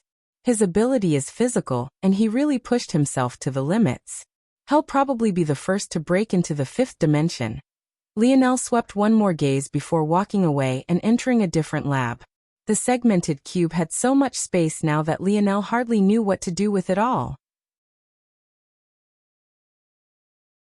The lab setting was more like several lab settings with technology from civilizations Lionel had never even heard of, let alone would understand how to use. He decided to keep things simple and stick with what he knew. Visit for the best know_vel_read_ng experience. Not long later, he found himself standing before the tentacle womb whose wounds were still slowly healing. Lionel had plans, but a lot of it would revolve around this tentacle beast, the koi fish and the segment cube working in tandem. However, currently, the tentacle womb was the weakest link. While it seemed like its abilities were astounding, when Lionel really thought about it, it wasn't all that impressive. Considering the resources he would need to pour into it, he might be better off just pouring it all into his crafts. It was easier to make, say, an automated machine gun. The worst part about the tentacle womb was that its energy consumption didn't stop at just its creations. After all, what it produced were living, breathing creatures. They would need to be fed and taken care for. Even though the segmented cube had more than enough room to accommodate such things, whether it was worth it was an entirely different question. Simply put, using the tentacle womb to spam out weak creatures was a waste of time and resources. Just take the swordfish as an example. Lionel could create a gun and hundreds of bullets in less than an hour that could take out an entire school of them. The best part about this gun with his current skill is that it could be wielded by a human not even in the fifth dimension yet. When things were put into this frame, it could be said that the tentacle womb wasn't as groundbreaking as it seemed, nor was its ability particularly unique either. Just from a cursory thought, Lionel could already think of two people with semi-similar abilities to the tentacle womb. One was Hephaestus and his swallow ability. He was able to ingest creatures and make their abilities his own if he ate enough of them. A second was Simeon, who could genetically modify the ability of both people and creatures. The latest _AP_SODIES are on the website. If Lionel wanted to make this tentacle womb a trump card, it would have to be far stronger than it was now, and such a thing would take time and patience. However, he had a trump card in this regard: the silver tablet. If there was anything that could help this tentacle womb evolve, it was the silver tablet. The key to unlocking this path, though, would most definitely be the golden scaled koi fish.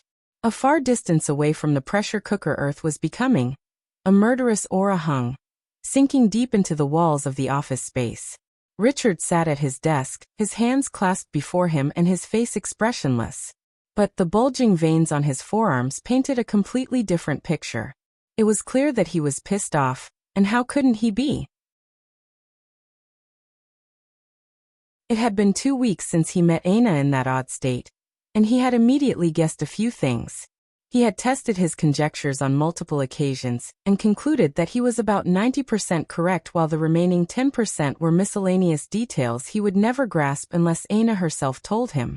He took advantage of this opportunity to try and court Aina, but despite receiving no resistance from her father or her friends, he was stonewalled time and time again.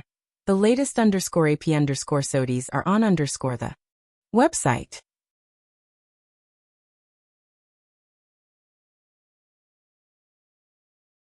Chapter 10-12. Chapter 10-12 Competition. Richard was a man who was very good at controlling his emotions. In fact, his patience had been displayed for a long while now. He had practically taken over what remained of the race to airship without lifting a single finger. In fact, now that he had Gradier's brother in his possession, it could be said that it was all over now. Gradier had been his only real competition, and he no longer dared to fight against him. However, those that saw him as a weak man now simply didn't understand just how infuriating the last 2 weeks had been. He had never experienced such a continuous and relentless assault on his ego. It was mind-numbing.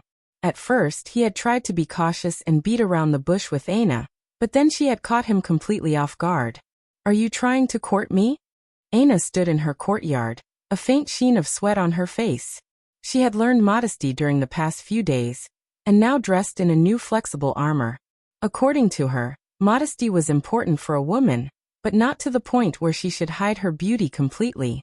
Surprisingly, this was a conclusion she had come to without either Savon or Yuri saying so explicitly.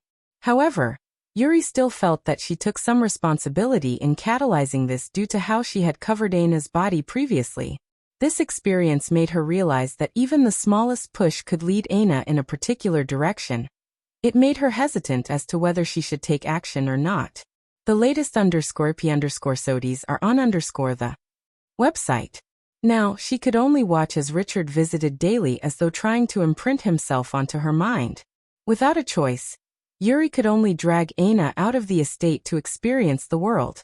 If all she knew was this small corner, her awakened personality would be far too negatively affected, or it might never reawaken at all. Still, even Yuri almost choked on her drink when she heard Aina's words, let alone Richard. However, Richard, who felt he had an understanding of Aina, regained his composure quickly. Previously, he had put Aina into one of two categories. She was either a block of ice that could be easily convinced to marry him, Or she was a block of ice that would never marry anyone. Such cold beauties were the kind that were either logical to a fault or stubborn to a fault. In the time he had known Aina, it had seemed like she was the latter and couldn't be budged from her position. But, now that this change had occurred, and even the fact she was being so straightforward, made it seem like she had now somehow transitioned to becoming the former. Indeed. Richard said confidently, I am the heir apparent of the Viola family, and all of this will soon be mine. I would, of course, need a wife of your caliber by my side. The Viola family? Isn't that just a sixth-dimensional family? If Richard was a lesser man, his facial expression would have already warped at these words alone. What the hell did just sixth-dimensional mean? Did she understand what such a family represented? Visit. For a better user experience, what Richard didn't know was that Aina did, and she felt like Richard had a cap on his potential. Richard would be shackled by his sixth-dimensional lineage factors, but Lionel had been born with a seventh-dimensional lineage factor. The difference was large. Luckily, Aina had learned in her lesson on modesty that thinking out loud wasn't a good thing either, so she hadn't said this. But she also wasn't quite good at filtering what she should and shouldn't say either, something that would become very apparent to Richard very soon. Yes, my Viola family sits at the very top of sixth-dimensional families, and can be considered to be a hair's breadth away from the seventh. What we're lacking is a generation of talent that can lead us to leap over this final hurdle. This is a task we can take on together. I see, that is a decent argument. Aina nodded. After all, building something on your own will be more reliable than relying on others, especially with how important lineage is. I can be considered single right now, I think, so I can allow you to court me. Richard's internal frown disappeared when he heard this, and a light smile spread across his face. But though I'm single right now and he might be very angry with me, according to my calculations, because I held on to this, there is still a chance between us. Aina spoke, looking down at a broken bracelet she couldn't stand to take off of her wrist for some reason. So, it could be said that you are in competition with my ex-boyfriend. Richard almost choked on air. The latest _AP_SODIES are on the website. This cold woman had an ex-boyfriend? What the hell kind of nonsense was this? That was when he remembered a conclusion he had made himself long ago. The only way to break into the heart of such a cold woman was by knowing her from a young age. Thinking of this, he relaxed. A childhood friend might have an advantage, but women usually became more realistic as they grew older. With Aina acting like this, it was clear that he wasn't so difficult to erase. Richard looked at the bracelet Aina had pointed out. A broken fourth-dimensional treasure? How pathetic. If this is my competition, this will be easy. Famous last words like these had never been spoken before. If it's a competition, I believe it's proper to let you know what the parameters are, correct? I can only tell you that you are far behind. Even setting aside talent for a moment, there is value in being attracted to your husband, as this would represent strong genes for rearing children. But you are shorter than my ex-boyfriend by half a foot, and are even an inch or two shorter than myself. Your shoulders aren't as broad, your skin isn't as healthy, and your eyes aren't as pretty. Your hands are smaller, your smile isn't as appealing, and judging by the silhouette of your robes pressing against your lower body, Aina looked down toward Richard's crotch and shook her head. Visit. For the best no_vel_read_ng experience. I believe commenting on that would be inappropriate, so I will refrain. Aina's oh-so-kind words had nearly turned Richard blue.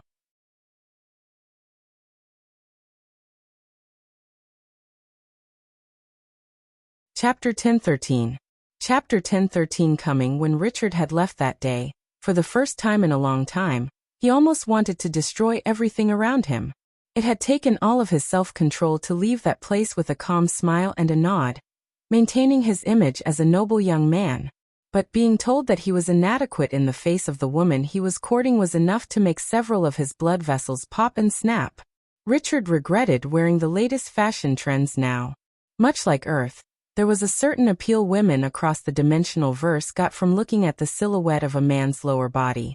For Lionel, who liked to wear sweatpants so much, Aina had seen it many times before, and had quite liked it even though she never voiced it aloud. Richard's robes worked much the same way, and were even designed to accentuate that portion of his body both subtly and aesthetically. And yet, without so much as a filter, Aina had pointed it out without reserve or holding back. No, she had been polite enough not to say it so clearly. He was so grateful for her grace. Damn it. He had almost wanted to say that he was a grower and not a shower, but he knew whatever last bit of face he had left would have been completely destroyed the moment he said anything to that effect. The more he thought about it, the more infuriated he became.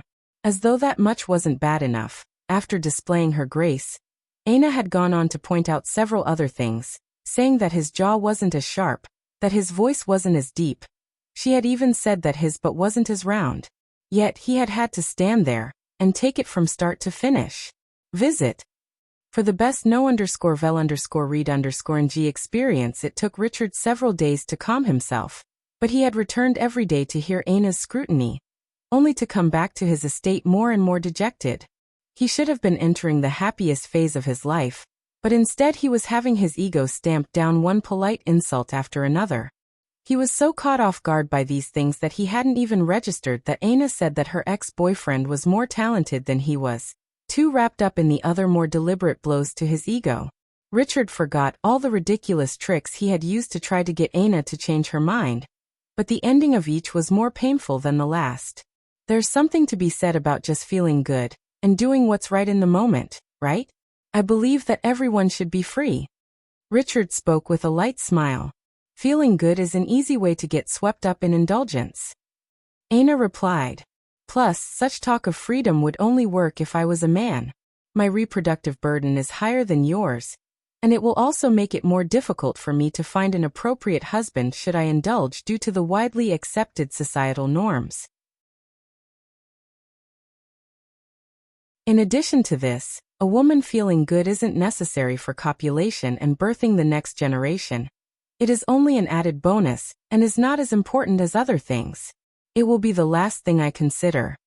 This is a good thing for you though. It would be impossible for you to make me feel better than him. Richard left that day almost coughing up blood. Visit. For the best no_vel_read_ng experience. What do you like in a man? Richard asked. I like a man who can take charge and protect me.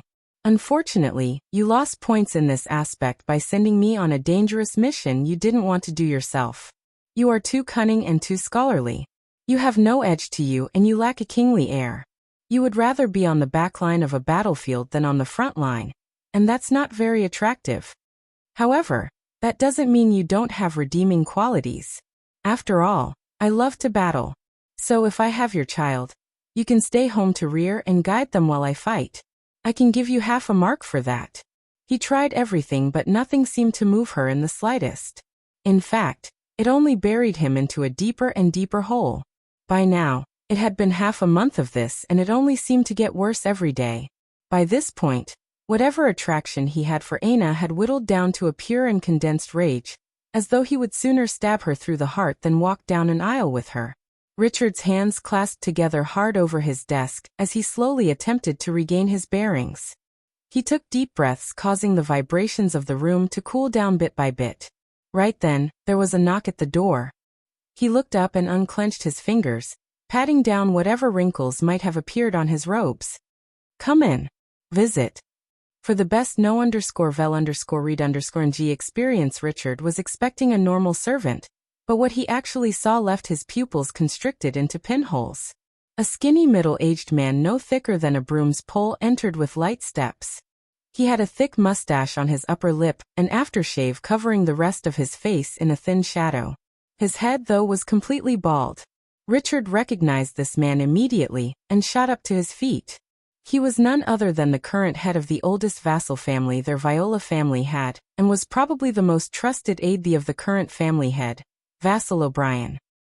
Vassal O'Brien, please forgive this junior for his rudeness. Vassal O'Brien looked Richard up and down before chuckling. No need to be so stiff, young one.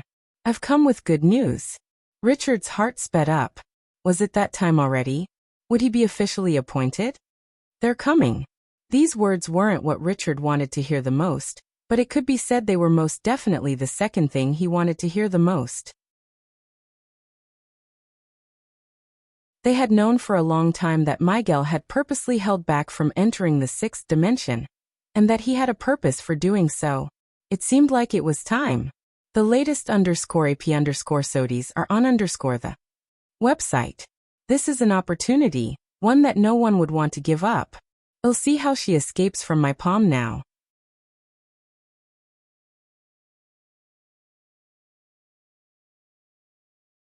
Chapter 1014. Chapter 1014. Pure neutral force. Lionel's palm flipped over, revealing a snow globe.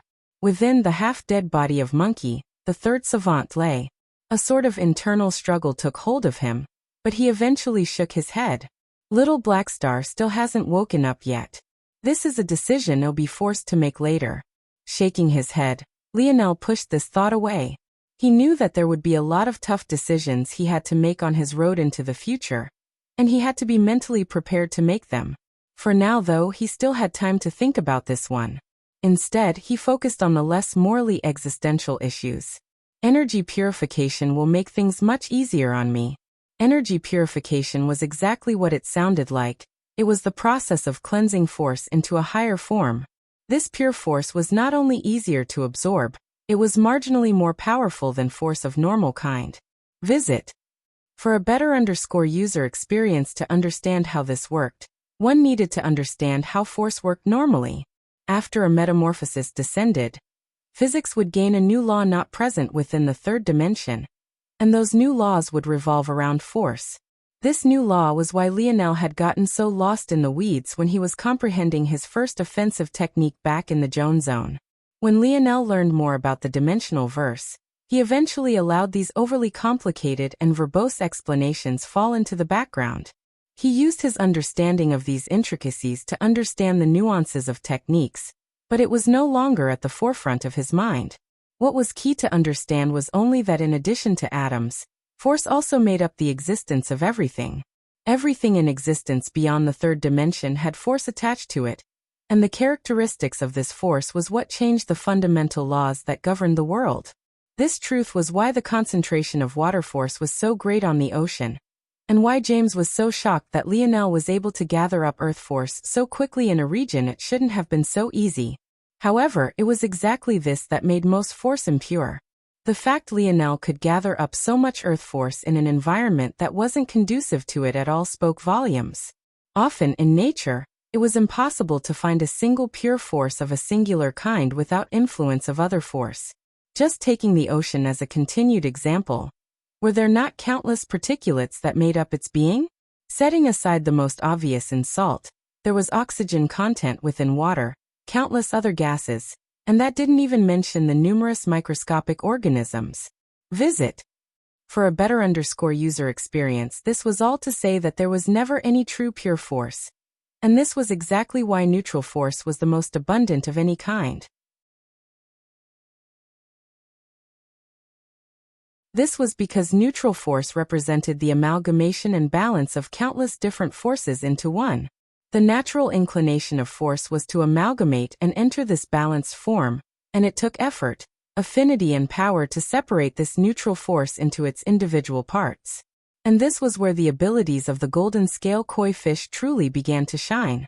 Not only could it separate out neutral force into its individual parts, but it was also capable of producing pure neutral force, the pinnacle force that all force tended toward. The individual parts of neutral force were easy enough to understand, but pure neutral force was a somewhat novel concept, but it didn't take much explanation to grasp either. While all force tended toward fusion, there would, of course, be less stable and less perfect fusions. These forms of neutral force were everywhere. They had reached a good enough balance, but there would definitely be clashes within its structure that would lower its power. This imperfect neutral force could be akin to regular gas at a gas station, while pure neutral force could be akin to premium gas. The gold koi fish was able to gather up this force and help it to enter a perfectly balanced state. This was the shocking ability of its energy purification. But why was this useful? What good was this pure neutral force? The latest _AP_SODIs are on the website. The answer to that was simple. Pure neutral force went further in the energy it could produce. A single unit of impure neutral force was worth maybe 1/100th of pure neutral force, and that was at the lowest third dimension.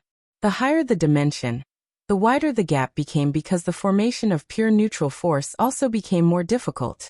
In addition to this, the energy that invalids released upon their deaths was actually a form of neutral force, a step above impure neutral force, but a step below pure neutral force. It had already been seen by Lionel long ago that this force was able to loosen and undo bottlenecks one might experience in the future. So just how much better would pure neutral force be at this?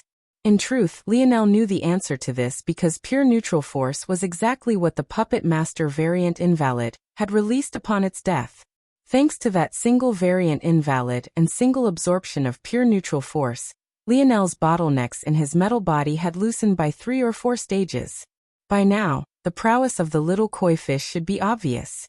If pure neutral force was worth so much more, and this little one was actually able to produce 5th-dimensional pure neutral force, then wouldn't that cut down the amount of force Lionel needed to awaken his former army? Rather than allowing the silver tablet to absorb the force directly, why not allow the koi fish to do so instead? Upon creating the pure neutral force, Lionel would allow the silver tablet to absorb it, and the benefits would be even greater. On top of this was the high-level force that the silver tablet needed to awaken Norman's former fiancée, the very young woman whose blood had fed and awakened the silver tablet to begin with. Objectively, when it came to undoing bottlenecks, the silver tablet was better than even pure neutral force was. But if the abilities of the koi fish and the silver tablet were synergized, just what kind of impact would that have? Visit. For the best no_vel_read_ng experience, the best part was that this was just the tip of the iceberg. To now, Lionel had only been following a single train of thought, one that followed the benefits of pure neutral force. However, what he hadn't yet touched upon was the opposite path. Just what were the benefits of the dissection of neutral force to form other pure forces?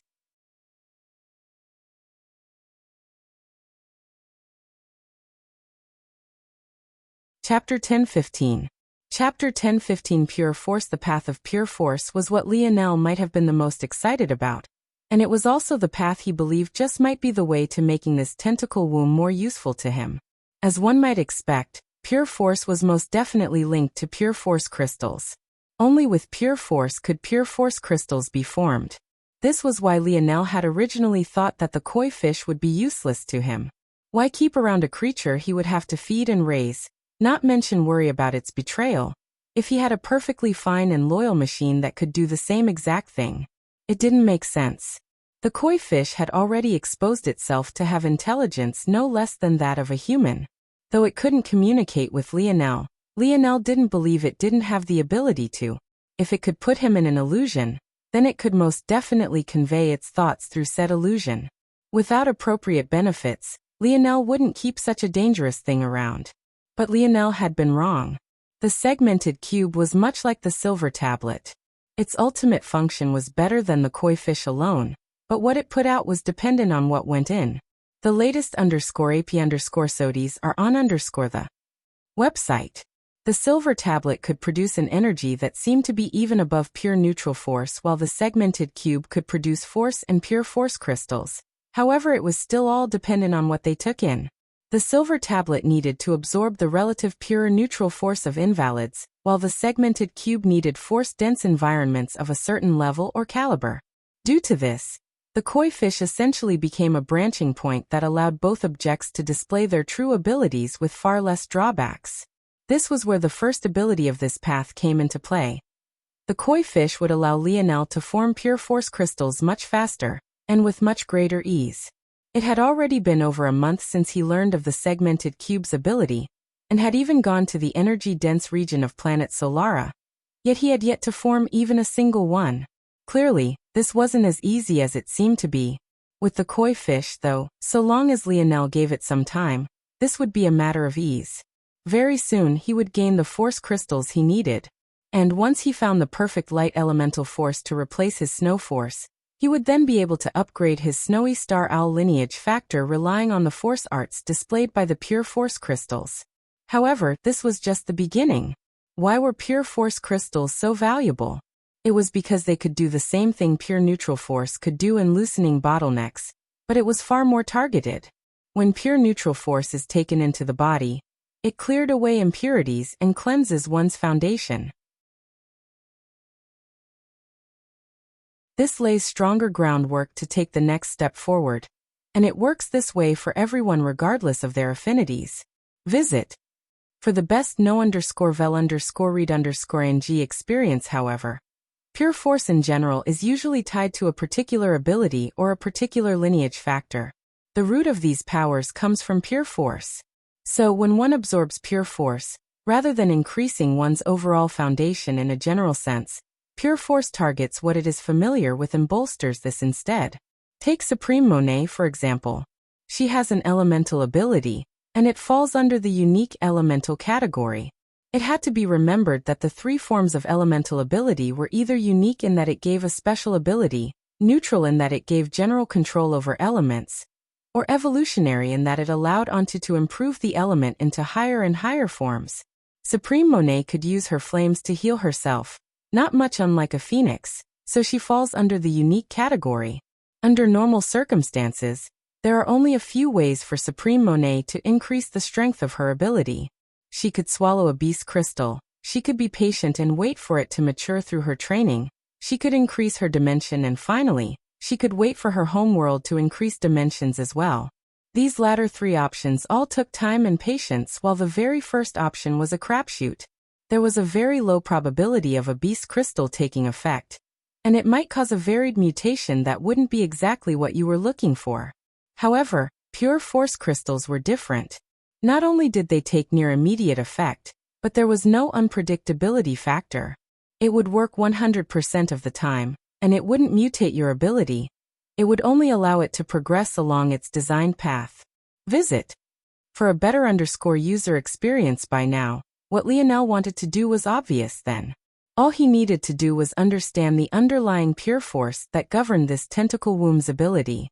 Then he would use the koi fish to create and feed the tentacle womb these pure force crystals. Over time, the tentacle womb would eventually strengthen to the point investing in its reproduction was worth it for Lionel. It only took a few questions from the dictionary for Lionel to understand exactly what the tentacle womb needed to evolve. Life force and blood force had already been guessed by me, so this much was obvious. I can probably gather up the two forces just from killing beasts since I'll have to do that anyway. But this third force, what is breaking force? Lionel was intrigued. This simple matter had seemingly become complicated once again.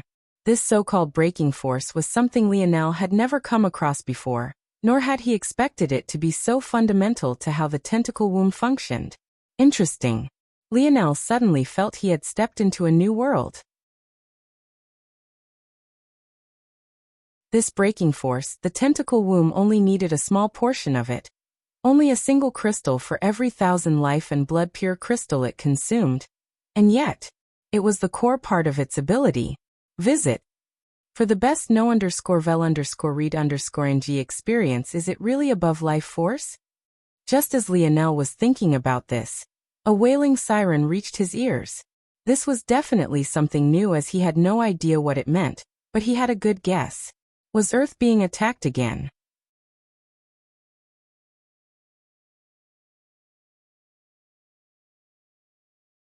Chapter 10:16. Chapter 10:16. Cold. Lionel frowned lightly and turned. With quick steps, he made it to the pool he kept the koi fish in. Almost immediately, the fish jetted away, trying to get as far from Lionel as possible. However, its efforts were meaningless. It didn't have a strong body to begin with, and the only thing it could do with the energy it purified was inhale and exhale it. It didn't seem possible for it to use it personally. With a wave of his hand, Lionel brought the koi fish out in a globule of cleansing waters and faced it. You like these waters, right? They're the best waters you've ever swam in? Lionel felt a bit ridiculous talking to a fish, but he didn't patronize it nor did he dumb down his tone of voice. Instead, he laced his dream force in with his words, conveying an intent with their subtleties. With this koi fish's force affinity, it should be able to understand Lionel very clearly. The koi fish released an air bubble that looked a bit adorable in Lionel's direction. But, when the soul force waves reached Lionel, his lips twitched. This little bastard just spit at me? Visit. For a better user experience, Lionel wasn't sure whether he should be angry or if he should be laughing. It was so abnormal that he really wanted to do both. Clearly, this not-so-little fish didn't want to admit how much it enjoyed swimming in cleansing waters. Just from a couple weeks, it felt like it had been reborn. Its abilities even worked much faster and better than it ever had in the past. On top of that, cleansing waters was the best medium for force transfer it had ever come across. Normally, when it was stuck in water, it had to divert a bit of its energy toward creating a cleansing halo around it.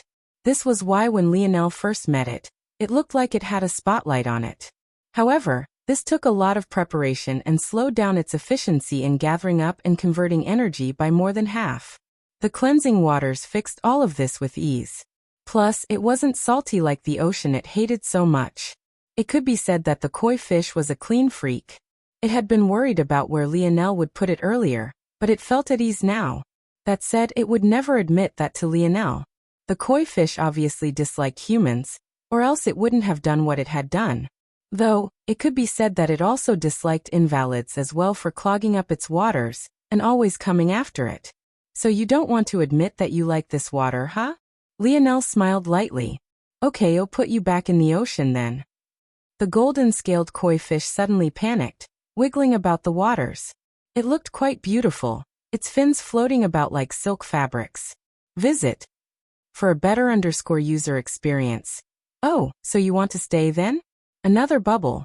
Lionel grinned, but it was quite cold.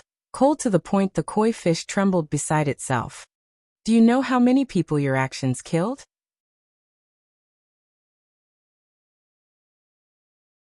Do you know how many mothers will go without sons now? How many fathers will go without daughters? On my battlefield alone, there were almost 50,000 individuals defending a stretch of a couple dozen kilometers. Now there's barely 40,000 remaining, and all their deaths are on your head. The koi fish stood frozen in the globe of water, suddenly feeling suffocated. Fish needed to move to be able to breathe, but no matter how hard the koi fish tried, it couldn't loosen itself from Lionel's death stare. Did you think that just because you look beautiful, that just because you seem innocent enough, that I would be fooled? To me, you're a mass murderer that deserves death no less than if it was a human standing before me now. The only reason I haven't killed you is because my partner is in a coma, and I can't extract your ability. However, I promise you, if you don't cooperate, if you don't make yourself seem useful, if you can't give me a reason not to kill you and put your ability within something else more beneficial to me in a year from now, I'll give you the most horrible death you can imagine. Do you understand me? The latest _AP_SODIES are on the website. Lionel was inwardly furious at the audacity of this koi fish. If it was before he had made his resolve to become a king, he would have long since slaughtered this koi fish and its companion. However, now he felt like he had to make choices that were a bit beyond the scope of his own moral compass. Objectively speaking, the koi fish would save more lives under Lionel's control than it had ever taken. This was the cold logic of it all, so it was the choice Lionel had chosen to make this time. However, Lionel didn't have a beast control ability, nor did he have anyone he trusted enough to hand over these responsibilities to. So, if this koi fish didn't cooperate, he wouldn't hesitate to toss it into a snow globe and kill it once little Black Star awoke. The fear the koi fish was palpable, but it still forced itself to nod. Though it couldn't understand the intricacies of Lionel's words, it understood the gist of it enough to understand what would happen to it if it didn't cooperate. Ultimately, it was still willing to do what it had to do to survive. Good, Lionel said coldly. With emotion, Lionel took out a familiar vial. This was none other than the ocean drop vial that Kira had given him, but it had been modified by Lionel a bit. Of course, if others knew that Lionel was modifying a silver-grade treasure as a bronze crafter, there would likely be an uproar. But Lionel himself didn't find it to be that big of a deal. Lionel hung the ocean drop vial around his neck after siphoning large amounts of cleansing waters into it. Then he transferred the golden-scaled koi fish into the necklace vial. The latest _AP_SODIs are on the website. After he did this, he also transferred the silver tablet before dropping in the ores he would use to refine his metal body. Purify the essence of these ores and transfer them to me after you are done. After issuing this command, Lionel shot off toward where his brothers were resting.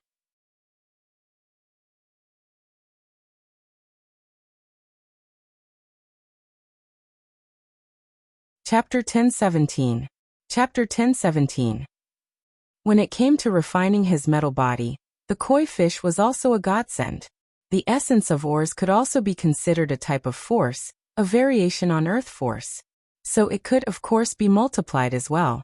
This came with many benefits.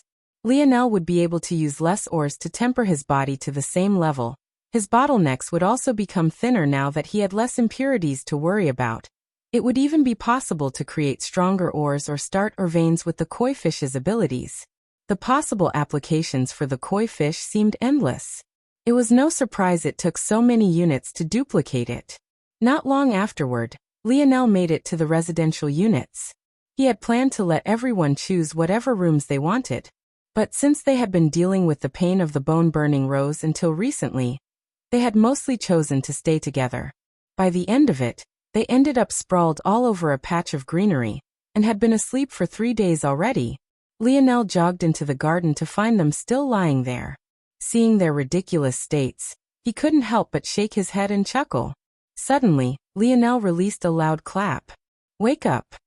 Hey, what the hell? Cap. Fuck. I was in the middle of at least 3 beauties. In your dreams. Visit. For the best no_vel_read_ng experience, it was my dreams. Lionel grinned. One after another, strong auras standing firmly within the 5th dimension began to blossom forth. It was a fantastic enough sight for Lionel to ignore the terrible smell that was coming from them for just a moment. Truthfully, Lionel was pleasantly surprised. Though they weren't exactly far from the 5th dimension to begin with, Lionel still thought it would have taken at least a month or 2. It's probably the influence of Earth. Coming from a talented world really has such a large benefit. It's unfortunate, though. I also wanted to get them to practice dimensional cleanse, too, but there's no time right now. Alright. Lionel finally put an end to the commotion. There's a war about to start soon. You guys need to get ready. War? Raj looked up from his comfortable spot in the grass with confusion. He seemed to have lost at least 50 pounds, but he was still a large mound of fat. It could only be said that he was still enormous. Why haven't I heard anything? Of course they hadn't heard anything. The segmented cube was perfect at isolating sound. The only reason why Lionel knew is because his internal sight was paying attention to the outside world. Plus, in the last 2 weeks he had been doing a lot of stuff on the outside world, whether that be preparing his shop or fulfilling his promise to the Dove siblings. So he had no choice but to pay attention to the outside world anyway. One might argue that Lionel should be depressed that his store wouldn't be making as much money anymore. But was that even true? Now that there was a war, he could shake his grandfather down for some real funds. There was no better force crafter on Earth right now than himself. If the Ascension Army wanted his help, they would of course have to pay. After a brief explanation, Lionel kicked them all toward getting cleaned up. Barely 10 minutes later, they all stood spirited, their gazes glowing with battle intent. It seemed like they all wanted to take down the world together. I don't really know what's going on in the outside world right now, but we'll stick together as an elite squadron. This time, I won't go ahead on my own. Probably. Lionel touched his nose. Visit. For a better user experience, at least tell us you brought back some goodies. Cap Franco rubbed his hands together. I did. Lionel smiled. For some of you anyway. Franco's expression sank before he suddenly caught an enormous beast crystal Lionel threw at him. I happened to find one perfect for you. This one came from a beaver, but its physical strength was ridiculous. It should help to strengthen your muscle fibers to a next level. And for Gil. Lionel tossed over a beast crystal swirling with crimson lightning. I haven't really found anything good enough for the rest of you. But what I do have are treasures. A halberd for Joel, a pair of gloves for Arnold. One after another, Lionel handed them perfectly tailored treasures, all of which were Tier 7 bronze crafts. They had no idea that Lionel's skill had already reached such a level. Raj sniffled. I always knew that Cap was the best. Give me a hug. Lionel dodged out of the way of Raj's fat rolls, a clear sign of laughter on his face. The borders of Earth's fold of reality suddenly found themselves surrounded as it slowly stretched to its limits. Having swallowed up several solar systems, what was once Earth had gone from a single planet to countless light years of territory. After thorough investigation, there was no one who wasn't aware of Earth's greatest weakness: population. Having suddenly gained so much territory, it was simply impossible for Earth to defend it all. This was the best chance they would have to claim the talent of a future 8th-dimensional world for themselves. Visit. For the best know_vel_read_ng experience among these individuals, there were many that were more than just a little familiar, many that Lionel had fought not too long ago, including the Midas and Radix family. However, if one thought that was the end of it, they would be sorely mistaken. The greed that such soon-to-be fertile lands represented was simply too much for anyone to give up. It was amidst this chaos that Elther sent Lionel a message. Imperial Father, the expansion of our fold of reality has reached a critical point. If they take advantage of this to send 6th-dimensional existences in. Galeran finished giving his report to Emperor Fox. However, what he hadn't expected was for his father to uncaringly continue meditating after speaking a few careless words. They want. Emperor Fox said casually, not opening his eyes. Why? Galeran asked. Because they're cowards. Emperor Fox said lightly. Galeran blinked but didn't quite understand how to respond to this. Should we move out the elite troops? No. Emperor Fox replied. But Imperial Father, they'll be overmatched. So what? Just sick my grandsons at them. What the hell did I birth them for if not this? Visit. For the best know_vel_read_ng experience Galeran. Just 2 chapters today. You're tuning in to the Lee May's Sword of Destiny YouTube channel. We're so grateful for your support, and don't forget to subscribe to join us on this incredible journey through captivating stories. Your generosity through donations truly makes a world of difference, as it's the primary source of revenue that allows me to expand and enhance this channel for you. Thank you from the bottom of my heart for being a part of this adventure.